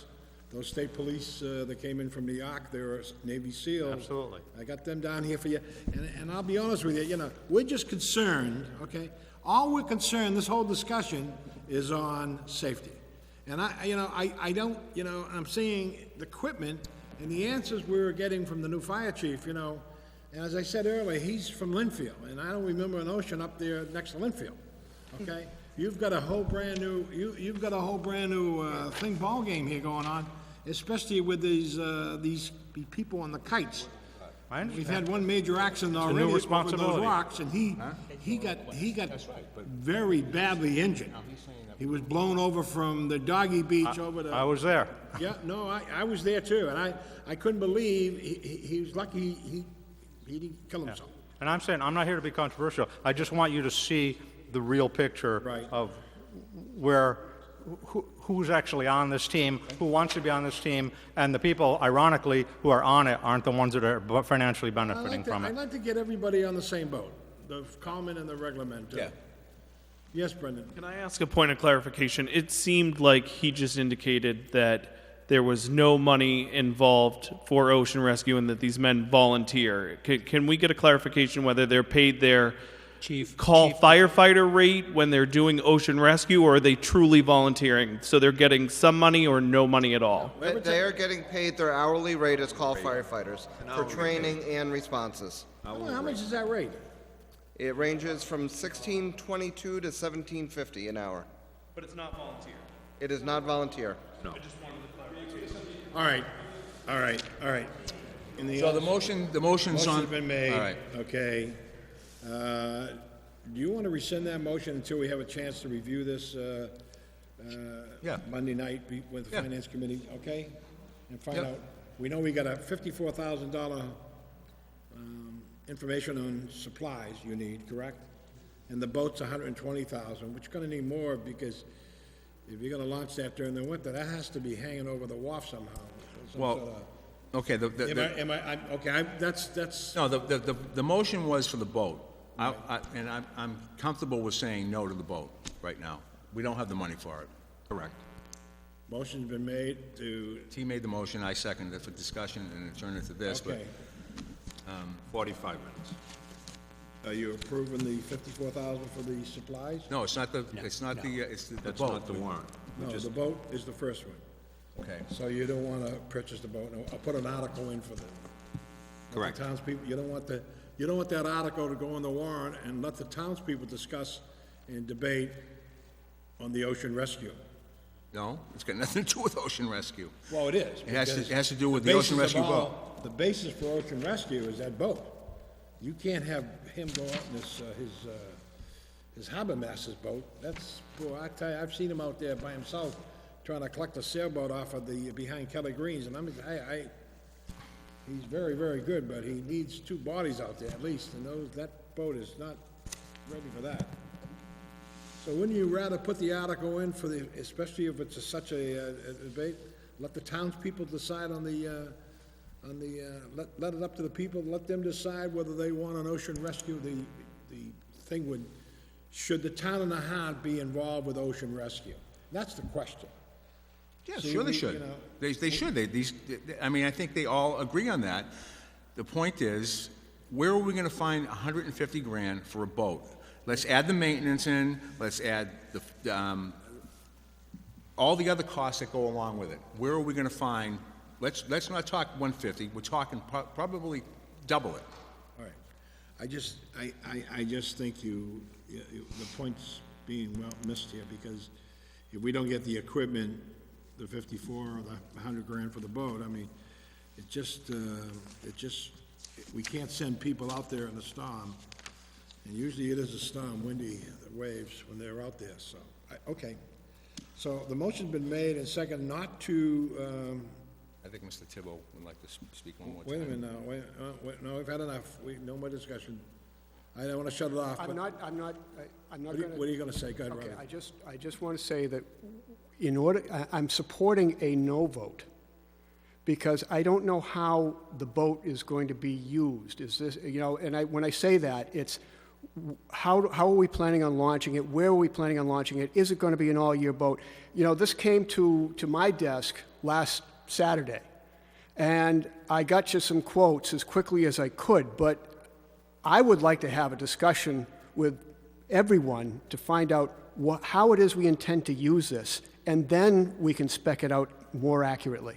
Well, we'd have to keep it in the water all year round, I would think, and then we don't have floats in the wintertime. And this is It's gonna have to exactly... be more, yeah. it's ridiculous. This is the exact discussion that I would need to have in order to confidently give you what you need. Well, I would think you have to put that boat at the end of the wharf on the davit, and you swing it over and drop it down and launch it. That That's would the be only the- place, that's the only place I could see during the winter months without having the float. That would be the absolute ideal. Yeah, I mean- A second option would be to just have it at the top of the slip on a trailer, and we can just run it down and launch it. But, that said, we haven't had this discussion. This is the discussion I started at 8 o'clock.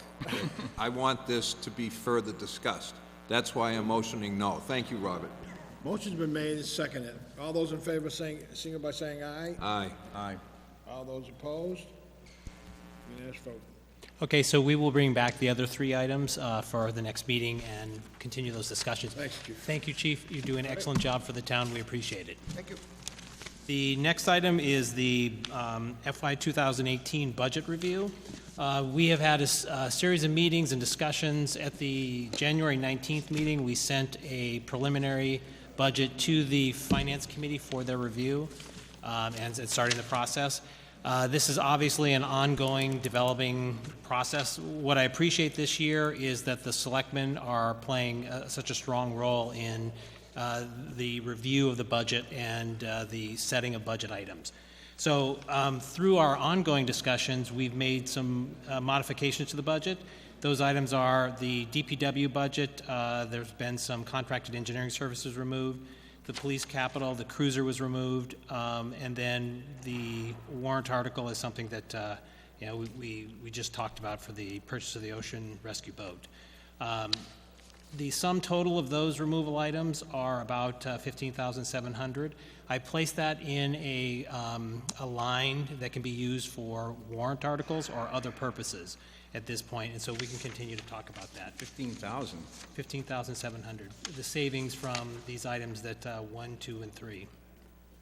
So looking at it, the budget is probably the most efficient budget that I think I've ever seen. It's less than 1% increase. You're about 0.71%, and that's incredible. This is a very, very lean budget. We are using all of our free cash and all of our overlay, and this creates a balanced budget with the items that you have asked me to include. So at this point, and again, I know this is an ongoing budget development, and we will have continued discussions between the Selectmen and the FinCom. I'd like to actually put these items in there, pass it to the FinCom, and have them start working on these items instead of the last items that they received on January 19th. John? And I should say, are there any other additions or concerns that you have? I do have a concern. I'm looking at the warrant, Yep. and I see that you want to borrow close to $250,000 from the MWRA. Correct. Why? Well, it's 134,000, which is our traditional article. I need to know why. I mean, why are we borrowing money when we have money in the Water and Sewer Enterprise Fund? I can send you a summary sheet on that. I just sent it to Brendan today. What we're looking at is we have about $280,000 worth of pump station repairs that need to occur. That came from the master plan, and so we can fund some of it this year using some of those funds, but we need the full amount for funding the rest of it. And then we also have, I guess I'll point to this document. It's tucked in there. This FinCom had asked when you come Monday if you could have a list of additional concerns. If you look at the items in the middle, section 4, A, B, and C, they identify what I consider to be items that we've talked about, so I put it in here for your consideration. The sewer pumping station, $282,000. Bear Pond Pumping Station, $155,000. And Ward, Castle, Fox Roads, about $200,000 to deal with the drainage. So those are items that we need to continue to talk about, but the MWRA money, that will pay the $282 for the sewer pumping, I got ahead of myself. So that's the sewer pumping station. That'll be the $120,000 and the $60,000 that we traditionally fund as well each year. MWRA, we spent all of the money on the last 2 projects, which are Swallow Cave and Wharf Street water projects. So, no engineering costs, I'd like to see a detailed, I can provide you that. penny, to the penny from last year also. I want to see last year's, because we do have money, and the pumping stations, how much do we have in the Water and Sewer Enterprise Fund? About $500,000, roughly? What do we have in the fund, total? For what purposes? I mean, we have reserves, and then we have borrowings and capital. Just reserves. Reserves, let's see here.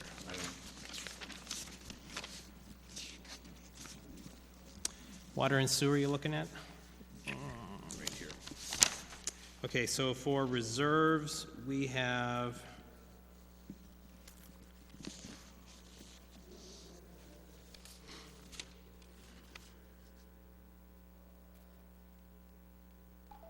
$211,000.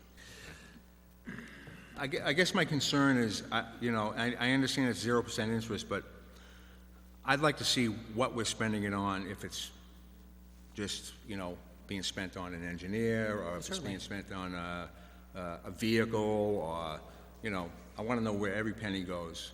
I think that it's only fair to the people in town, because once that money is allotted, you can spend it pretty much on anything that has to do with water and sewer. Oh, certainly. I, again, provided Brendan Ward, Chairman of the Finance Committee, information such as that, so I'll send it to you tomorrow. Okay. And it does itemize. So, Do you want something? I have a question, and again, in preparation for our meeting on Monday, if you recall, that when we recommended approval of this article last year, we recommended it with reservations because of some emergent work. But with that statement, you had also promised a long-term forward-looking plan for capital improvements, et cetera, to the water sewer infrastructure. What you've provided is a historical look in what's currently needed, which is part of the answer, but what we're looking to is a longer-term plan looking ahead so we can figure out which parts should be funded through borrowing, which parts can be funded from the reserve, and which parts can be funded from the operating budget. So the assumption that we need this loan every year is based on an assumption. And it's fine, it's 0%, that's great, it's still got to be paid back at some point, we're just adding principal to it year after year after year. So that was the reason we had a long series of discussion about this during last year's budget cycle, and we acquiesced, frankly, to pass it, to recommend passing it, but with reservation. There are many other ways to pay for this stuff without borrowing, so just because it's free money does not mean we should take it. Well, I think that, that's why we're still in this fiscal year, and we need to know where it's all going, and I think that's what I just asked him for, and that's a good point. Well, you deliver a plan on the hot top plan, sidewalk and streets. Yep, and we have one for sewer and Do the water. same for the pipe, the infrastructure, because I think, some of these, like Willow Road, and the traffic going down Willow Road, and those pipes are so light, we're breaking gas mains and water mains on that street and Emerald Road.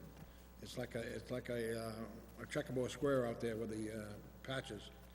So I think maybe we need to get, and when you do that, when you make up a plan to replace the water sewer mains, you should also have the gas company in and replace their mains as well.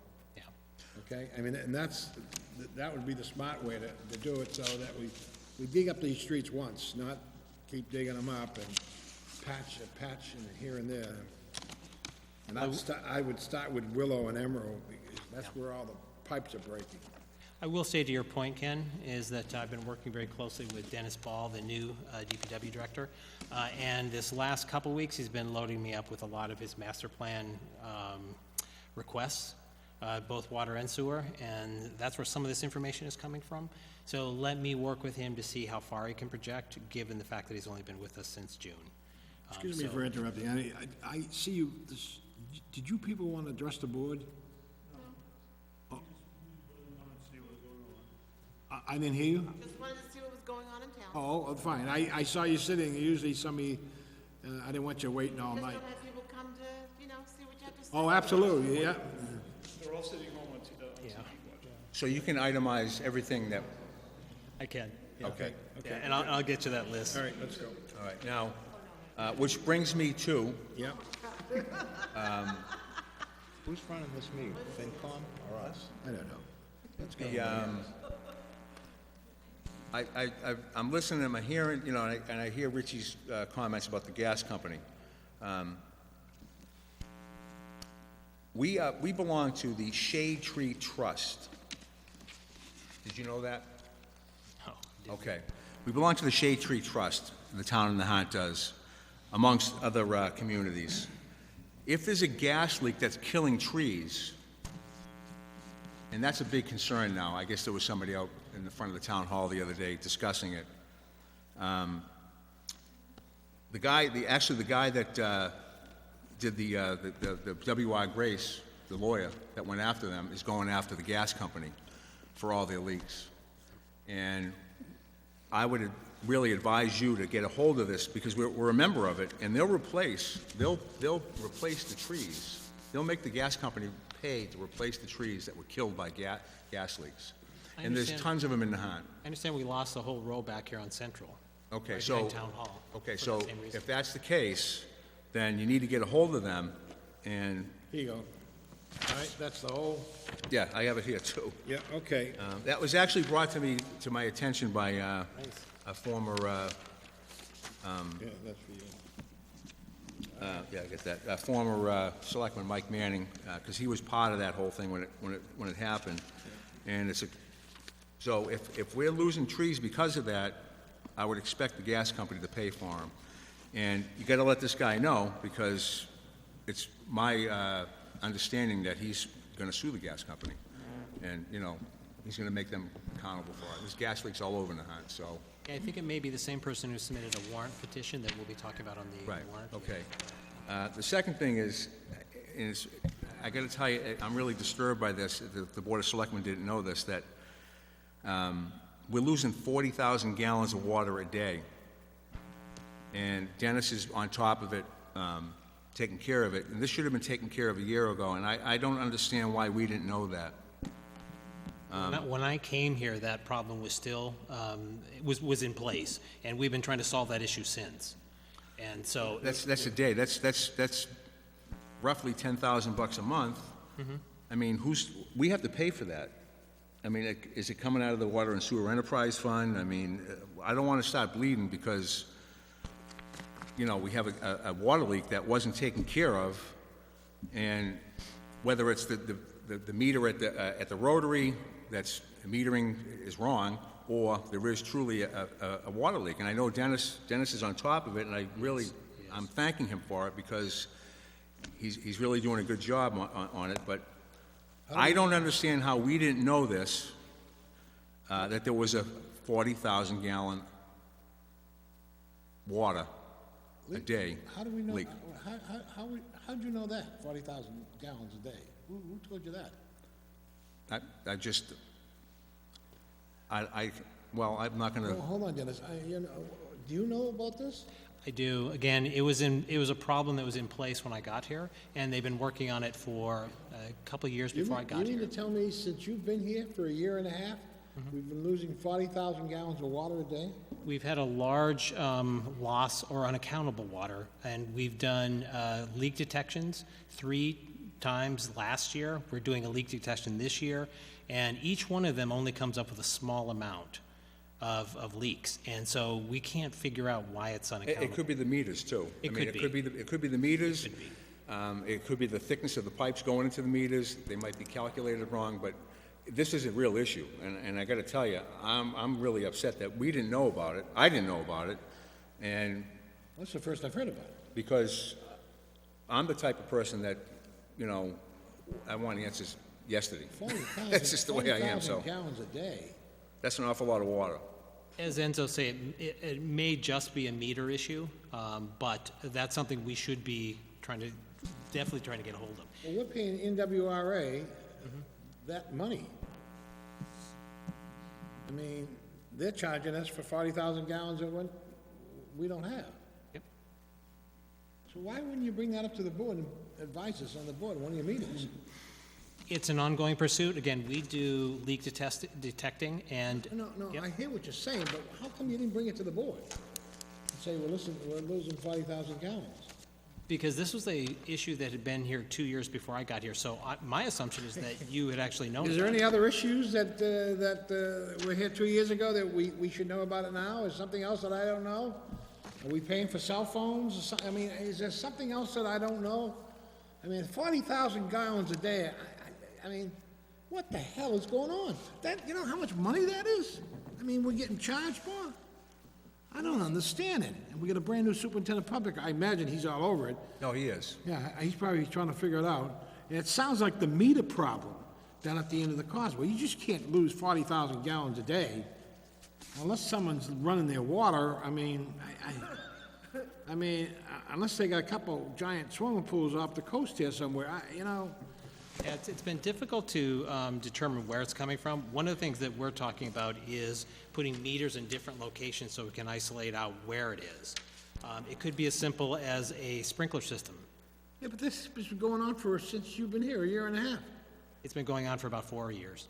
You're on top of it, Dennis, right? No. You knew about it when you first came here. It was brought to my attention. That's why we did the 3 leak detections. All right, I don't want to, okay. I don't want to discuss it. So Let's find out what we're doing here, Superintendent. Let's send down some cameras, some meters, see if the meters at the end of the causeway is calibrated correctly. When we had this leak 25 years ago, 30 years ago, we found that the meter at the causeway was incorrect. And the Linwood one, and the Linwood NWRA as well was incorrect. We configured it, we did it correctly, and we billed them back for the money they took from us. Has anybody, let me ask you a question because I'll forget. Has anybody checked the water main coming into Nahant on the beach? They did blow a hole through that, you know, when they were doing the beach over. it was, they, Yeah, they DigSafe marked it wrong, and they drilled a hole through it, and it was like a geyser, so. Well, this is our next step. Right now, we're in the process, meaning yesterday, today. And I'm glad you're doing it, Dennis. We're in the process of, we have a leak detection company in town. That's the first step. We don't know it's a leak, all right? That's one of the avenues that we're looking at. It could be bad meter, it could be a bad read at the front end of the system. We're in the process right now, very, very aggressively, trying to solve this problem. And we'll address it, once we have some hard answers, and early next week, from at least the leak detection folks, who use very, very sensitive technical equipment. We'll have a better idea. Can you brief us on it after you're done, the Board of Selectmen? Will you brief us on it? Oh, as you're going along? absolutely, yeah. Yeah, we'll put together a report. We'll put together a report. And also, you and our contracted engineer are working on that? Correct. Okay, all right, thank you. You got a couple engineers down there, right? We have as consultants? Yes, we do. You know, bring them down and ask them to help you. Yeah. They're here. Yep. I'm in touch with them on a daily basis. Paying a lot of money for these consultants. All right. Right, you all set? Yep. So looking at the budget, again, we have a list that the FinCom would like to see, and so please take a look at this and see if you want to add anything more to it. But it also gives you kind of a view of some of the stresses that we have. Okay, yep. Anything else on changes for the budget at this point? Realizing, of course, this is a dynamic budget, and there will be other changes in the future. I'm not Again, I'd just like I'm to not see- sure it's dynamic, you're using the adjective. I'd just like to see, the pumping station in Bear Pond, the main pump is underperforming 25% output. I can tell you that when I was a kid, the Bear Pond was very deep. It was considered bottomless. I'm assuming that it's 25% output, and I'm just assuming this because it's probably under a bunch of muck. Yeah, I think, Dennis, if you want to speak to that?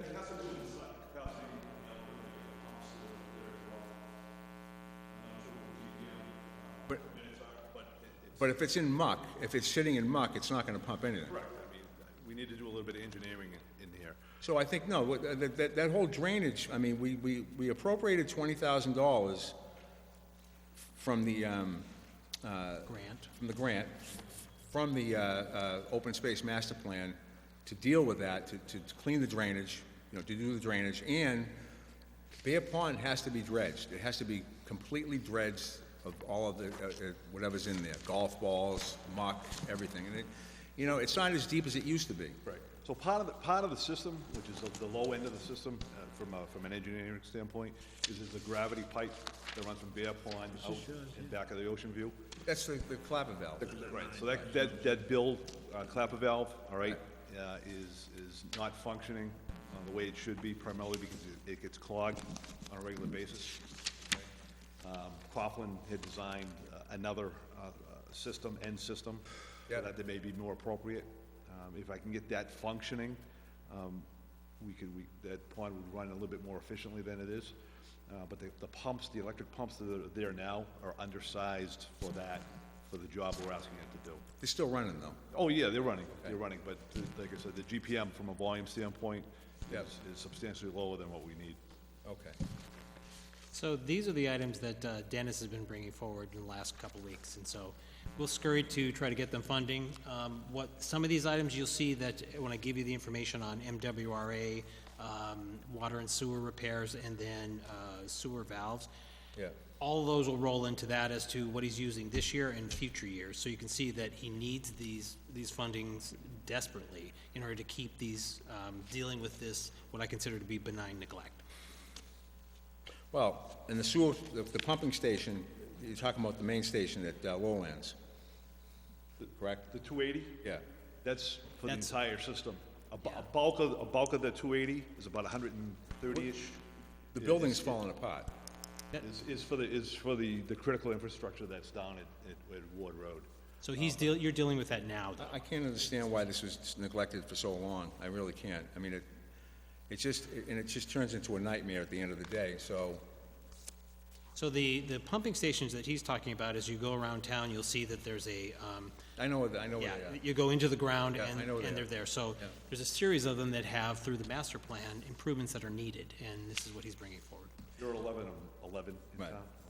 I'd like to take a tour of the main Ward Road, Ward Road I think it's a good concept. station. I've been in there a million times, but I'd just like to see what it looks like now,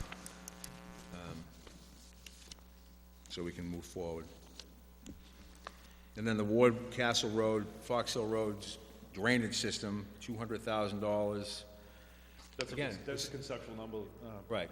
I mean, again, we don't know what that's gonna cost, but this should be top priority. This has been neglected for so long. They're underwater. I mean, I've actually seen water bubbling up from the catch basins. I don't understand why they haven't jetted them. I don't understand why they... They've been jetted. The problem Okay. is that I can identify right now, one of the pipes that are broken. Okay, that good. Collapsed, so. Good. So part of what we're They're on doing top is, of that. part of what we're doing is Phase 3, we'd like to find grants that would allow us to do some of the improvements that we're talking about here as well for the Castle Road, Ward Road area. But again, going back to the budget, these improvements have been incorporated.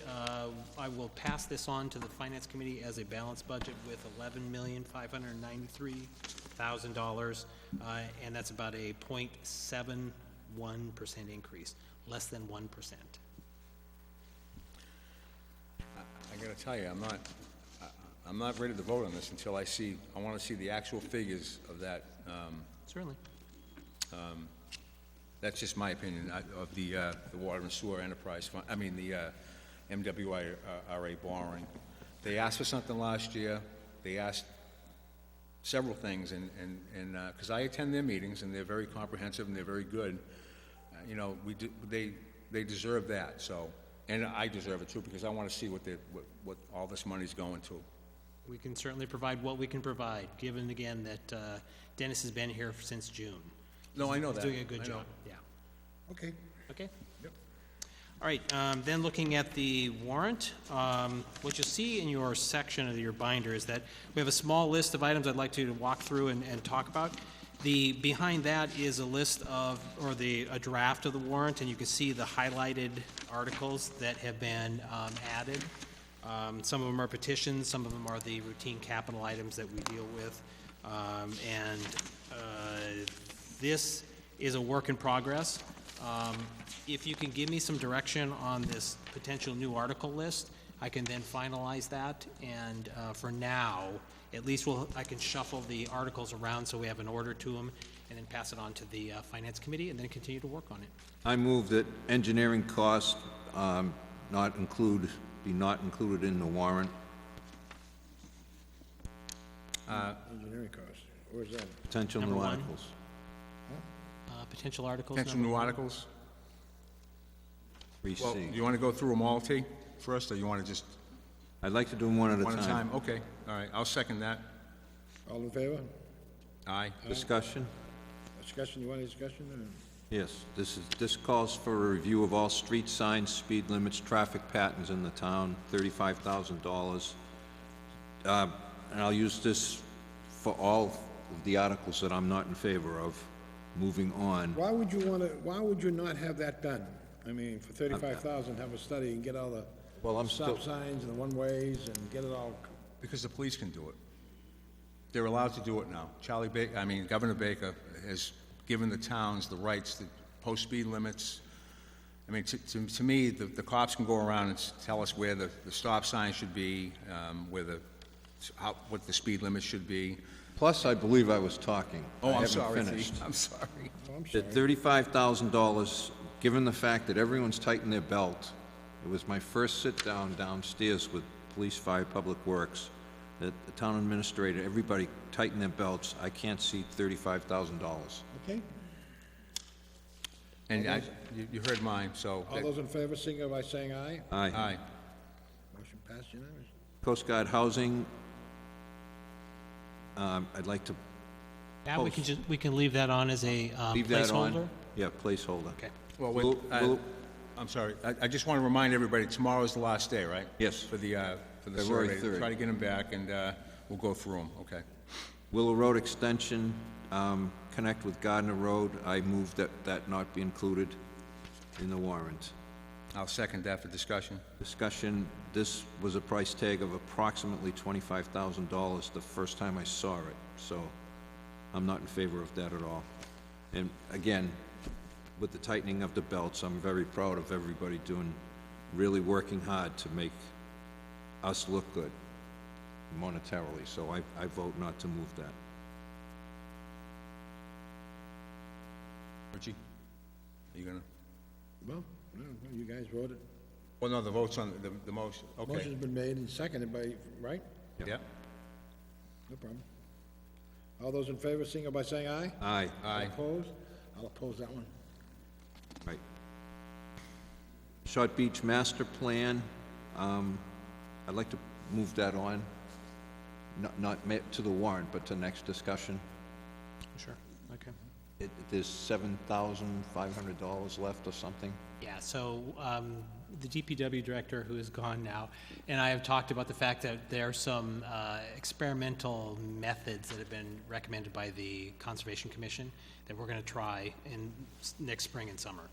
And it involves, for instance, pumping salt water onto the area to kill anything but the seagrass, and then actually pulling out the dead stalks using summer help.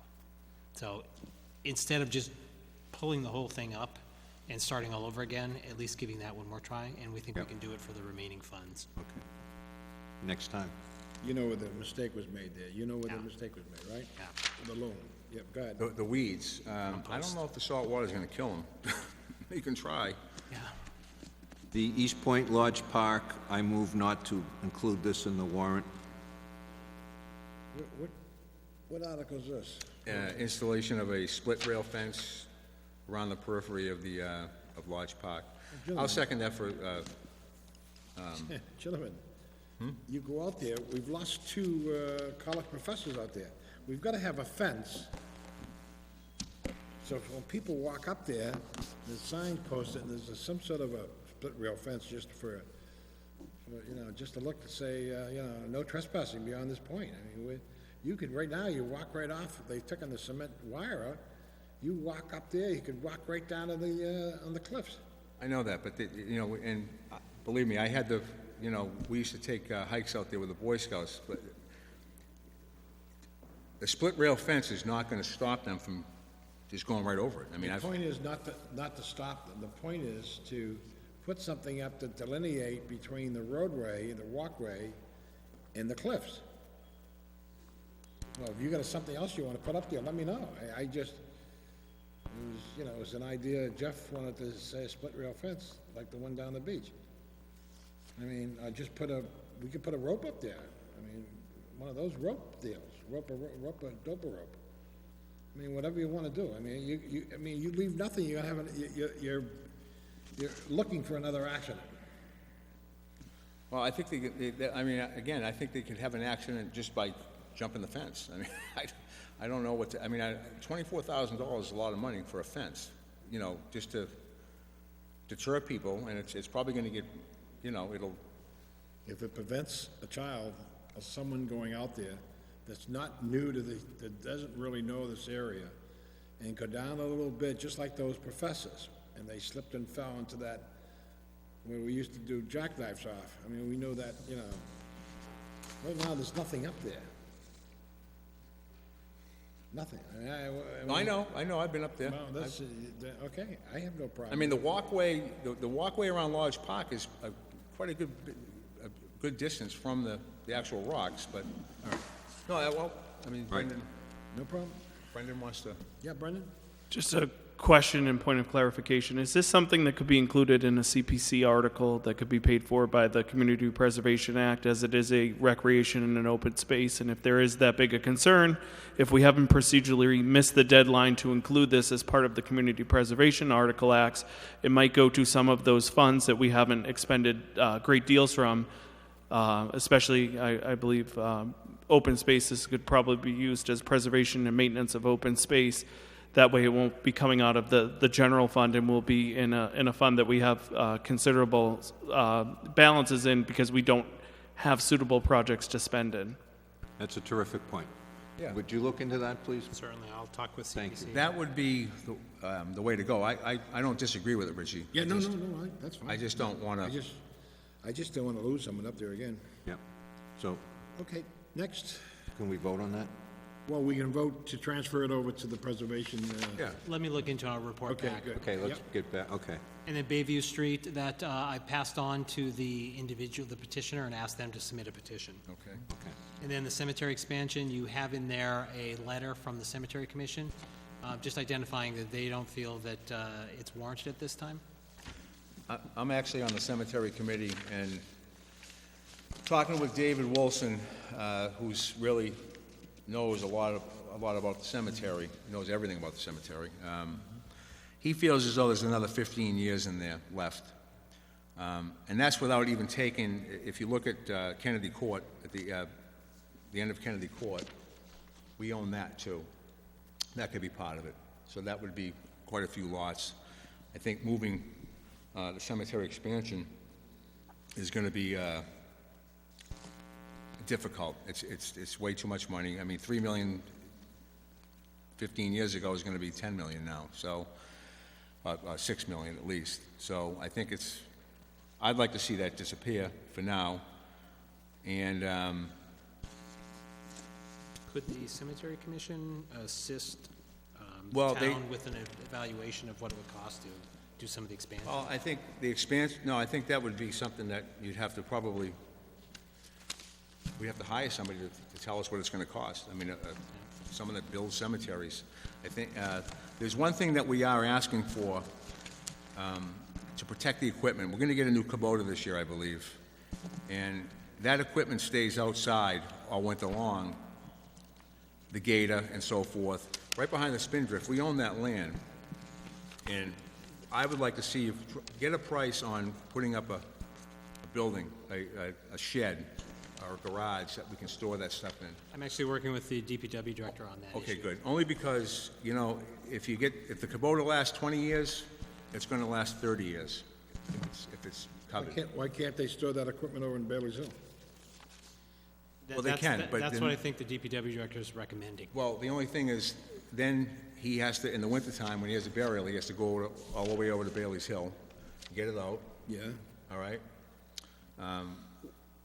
You're talking about in the fort itself? Okay, well, you know, The again, tunnel, I mean, I don't know. I think it'd be easier Yeah, we have to a, stir it in there. we have a storage area in the back of the DPW yard that he could put that in there, and that would cut his commute a little.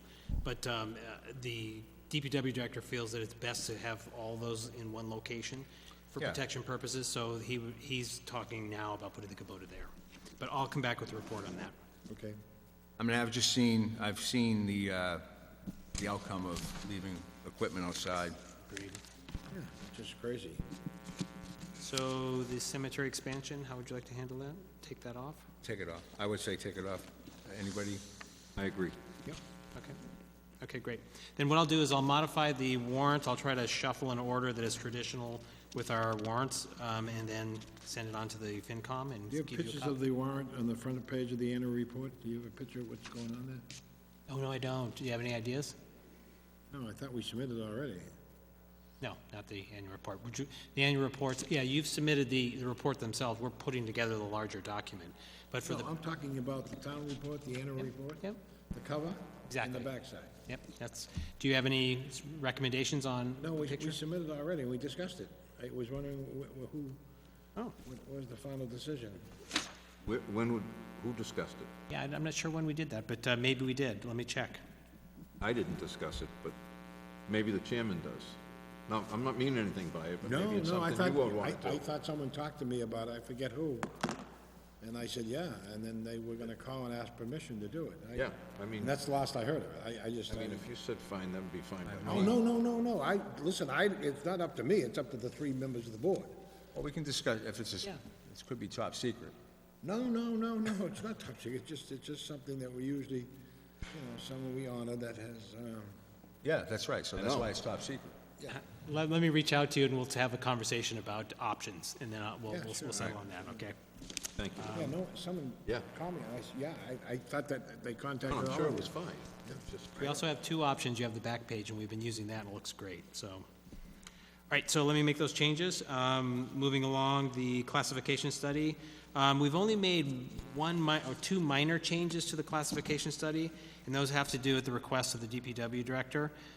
He has Public Works laborer part-time and Public Works laborer part-time skilled. That these are the seniors that come back each summer. They do a great job for our town. They've been coming back so many times that they're at their ceiling, and so he'd like to raise the ceiling on that from $14 for the non-skilled to $16, and for the skilled from $15.50 to $20. And that's just the upper edge of it. That doesn't mean that they'll be paid that. It just means that it gives them more flexibility within that range. So other than that, the classification study is the same as it was last year. Well, the classification study, we didn't accept last year. That was voted down at a selectmen's meeting. So that went forward as Article 5. It was voted by the town, so all we're doing is taking the same information that the town voted and rolling that forward with those But modifications. the classification plan was voted on, the study wasn't. That was shot down at a selectmen's meeting. So I'll make a motion that I move that the Board of Selectmen vote to accept the classification of that recommended by the DPW director, and to place it on the town meeting warrant for action by the voters of Nahant. I am not going to accept a classification study that the Board of Selectmen turned down last year, and possibly it was snuck into the warrant last year, in your way of thinking. Salary and classification plan. Right here you have salary and classification study. We can make that change. Okay. The plan is accepted every year, the study was not. So I would like to see, absolutely, I think they deserve it. Motion's been made, is there a second? Second. Discussion? All those in favor, signal by saying aye. Aye. Aye, motion carried. Okay, now we have a series of revolving funds that you just have to approve. These are traditional revolving funds. And then we also have, as part of the vote, just raising the amounts within two of the revolving funds, so cemetery and COA. Well, what that just does is allows them to spend to a higher cap if they raise the funds. So you've got a motion in front of you. Okay, I'll move that the Board of Selectmen vote to place the following revolving funds on the annual town meeting warrant: cemetery, council on aging, school, student activity, and recreation. And further, to amend the authorization of the OA revolving fund from a not to exceed $7,000 to a not to exceed $10,000 for activities for the seniors pursuant to MGL 44, Section 53E, and the cemetery revolving fund from a not to exceed $12,000 to a not to exceed $20,000 for maintenance, operation, capital improvements of the Green Lawn Cemetery pursuant to MGL 44, Section 53E and a half. Second. Discussion? All those in favor, signal by saying aye. Aye. And we do have a candidate for the town nurse. Again, Ann Hudson had to leave us, so we have posted the position, and we have an excellent candidate that has come forward, has been vetted by both Ann and John Coolin, and they highly recommend Dina Kivett. And so if you're willing to I confirm move the my Board of appointment- Selectmen vote to confirm the recommendation of the town administrator for the hiring and appointment of Dina Kivett as public health nurse. Motion's been made, is there a second? I'll second for discussion. Discussion? Was there any other candidates involved? No. There wasn't, huh? No, and No one else applied? we really went out and tried to get candidates. Not that Dina's not a great candidate, it's just that. No, I'm sure, but I know that yeah. we have a school nurse. I thought that she was going to bite at it. Okay. I don't know who she is. I'm sure she is fine, so. Yep. The motion's, any other discussion? No, motion's been made. Any other further discussion? All those in favor, signal by saying aye. Aye. Motion carried. Great, thank you. Welcome. So we have the quarterly reports. They're a little late, but Deb did her best to get them as quickly as she can. I'll be giving the quarterly reports to the FinCom on Monday, and we'll walk through those there, but you have them with you. Generally, the revenues are doing very well right now. We're where we should be on most revenues, but we do have some spikes in revenues, which are great to see. As far as expenditures, we do have some of the various budget lines that are under stress. Right now, the Board of Selectmen Professional Services and the Fire General Expense lines are under a little stress. The reason the Board of Selectmen line is under is because we had Woods Hole group that came out of that, the rodent control, the audit, and then we had some legal action just doing an interpretation on the Town Administrator Act. So that put us in a stress point, but what we're going to do is we'll monitor that, and we'll try to use other budgets to keep that from going to a reserve fund transfer. How did Woods Hole come out of the selectmen's budget? We had agreed to pay for $4,500 out of our existing budgets, and so that $4,500 came out of that account.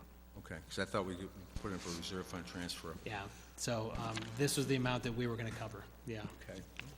And then for the fire, general expenses, we had added 4 call firefighters because we were down significantly. Yep. And so the medical training and equipment put that under stress there. But again, we'll work to stay out of reserve fund transfer area. Town council's a little stressed, but we should be about 55%, and he's at about 64%. So I think we'll do fine as we go through the end of the year. So generally, all looking good. The revenues look great. Again, I'll give a report to the FinCom on Monday night. Any questions? If not, we have 2 use requests. The first is the Nahant Library Science Tellers on 2/22/17. You have a motion on that? Yeah. Someone read the request for the Nahant Public Library. Enzo? Okay, I'll move that the Board of Selectmen approve the event request by the Nahant Library Science Tellers Program 2/22/17 at 10 a.m. at the Town Hall. Motion's been made. Second. Second. Discussion. All in favor, signal by saying aye. Aye. Motion carries. Excellent, thank you. The second one is we have a wedding ceremony that wants to happen up at Lodge Park, and that's on 6/3/17. I move the Board of Selectmen approve the event request by Laura D. Benedetto for small wedding at Lodge Park, 6/3/17 at 5 p.m. Motion's been made. Is there a second? I'll second it. Motion to second it. Discussion. All those in favor, signal by saying aye. Aye. Aye. Motion carries unanimously. And congratulations to the new couple. And that's all I have for you tonight. Okay. Okay, is there any other business in front of the board? We do have executive session. We can also move that. It may be a little late, but it's up to you. We can move it to Monday. No, let's go into executive session. We're going to be going into executive session. We will not be coming back out to regular session. And the sole purpose of the executive session is performance evaluation and also Contract negotiations. contract negotiations with one of our major accounts. What's that? I can't see that. Town Hall closed President's Day, February 20th. Oh, yeah, the town hall is closed February, well, we got a meeting before that. Yep, We got a meeting before that, right, Tom? This is the 2nd of February, right? yep. So we do So have. we're gonna be meeting on the 16th. Oh, we can say it And again. we're gonna be meeting on the 18th. Yep, we're over enthusiastic about that holiday. Wait a minute, let me see, this is February. I wish someone would change, do me a favor. Oh, yeah, you need 2/17? Yep, Would you okay. put the calendar for 2/17 in here? Yeah. Hello?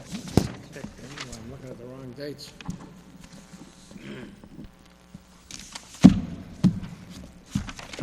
You have a vote on the executive session? Okay, I move that the board go into executive session. Motion's been made, is second, discussion. All those in favor, signal by saying aye. Aye. We will not be going back into regular session. Good night, God bless.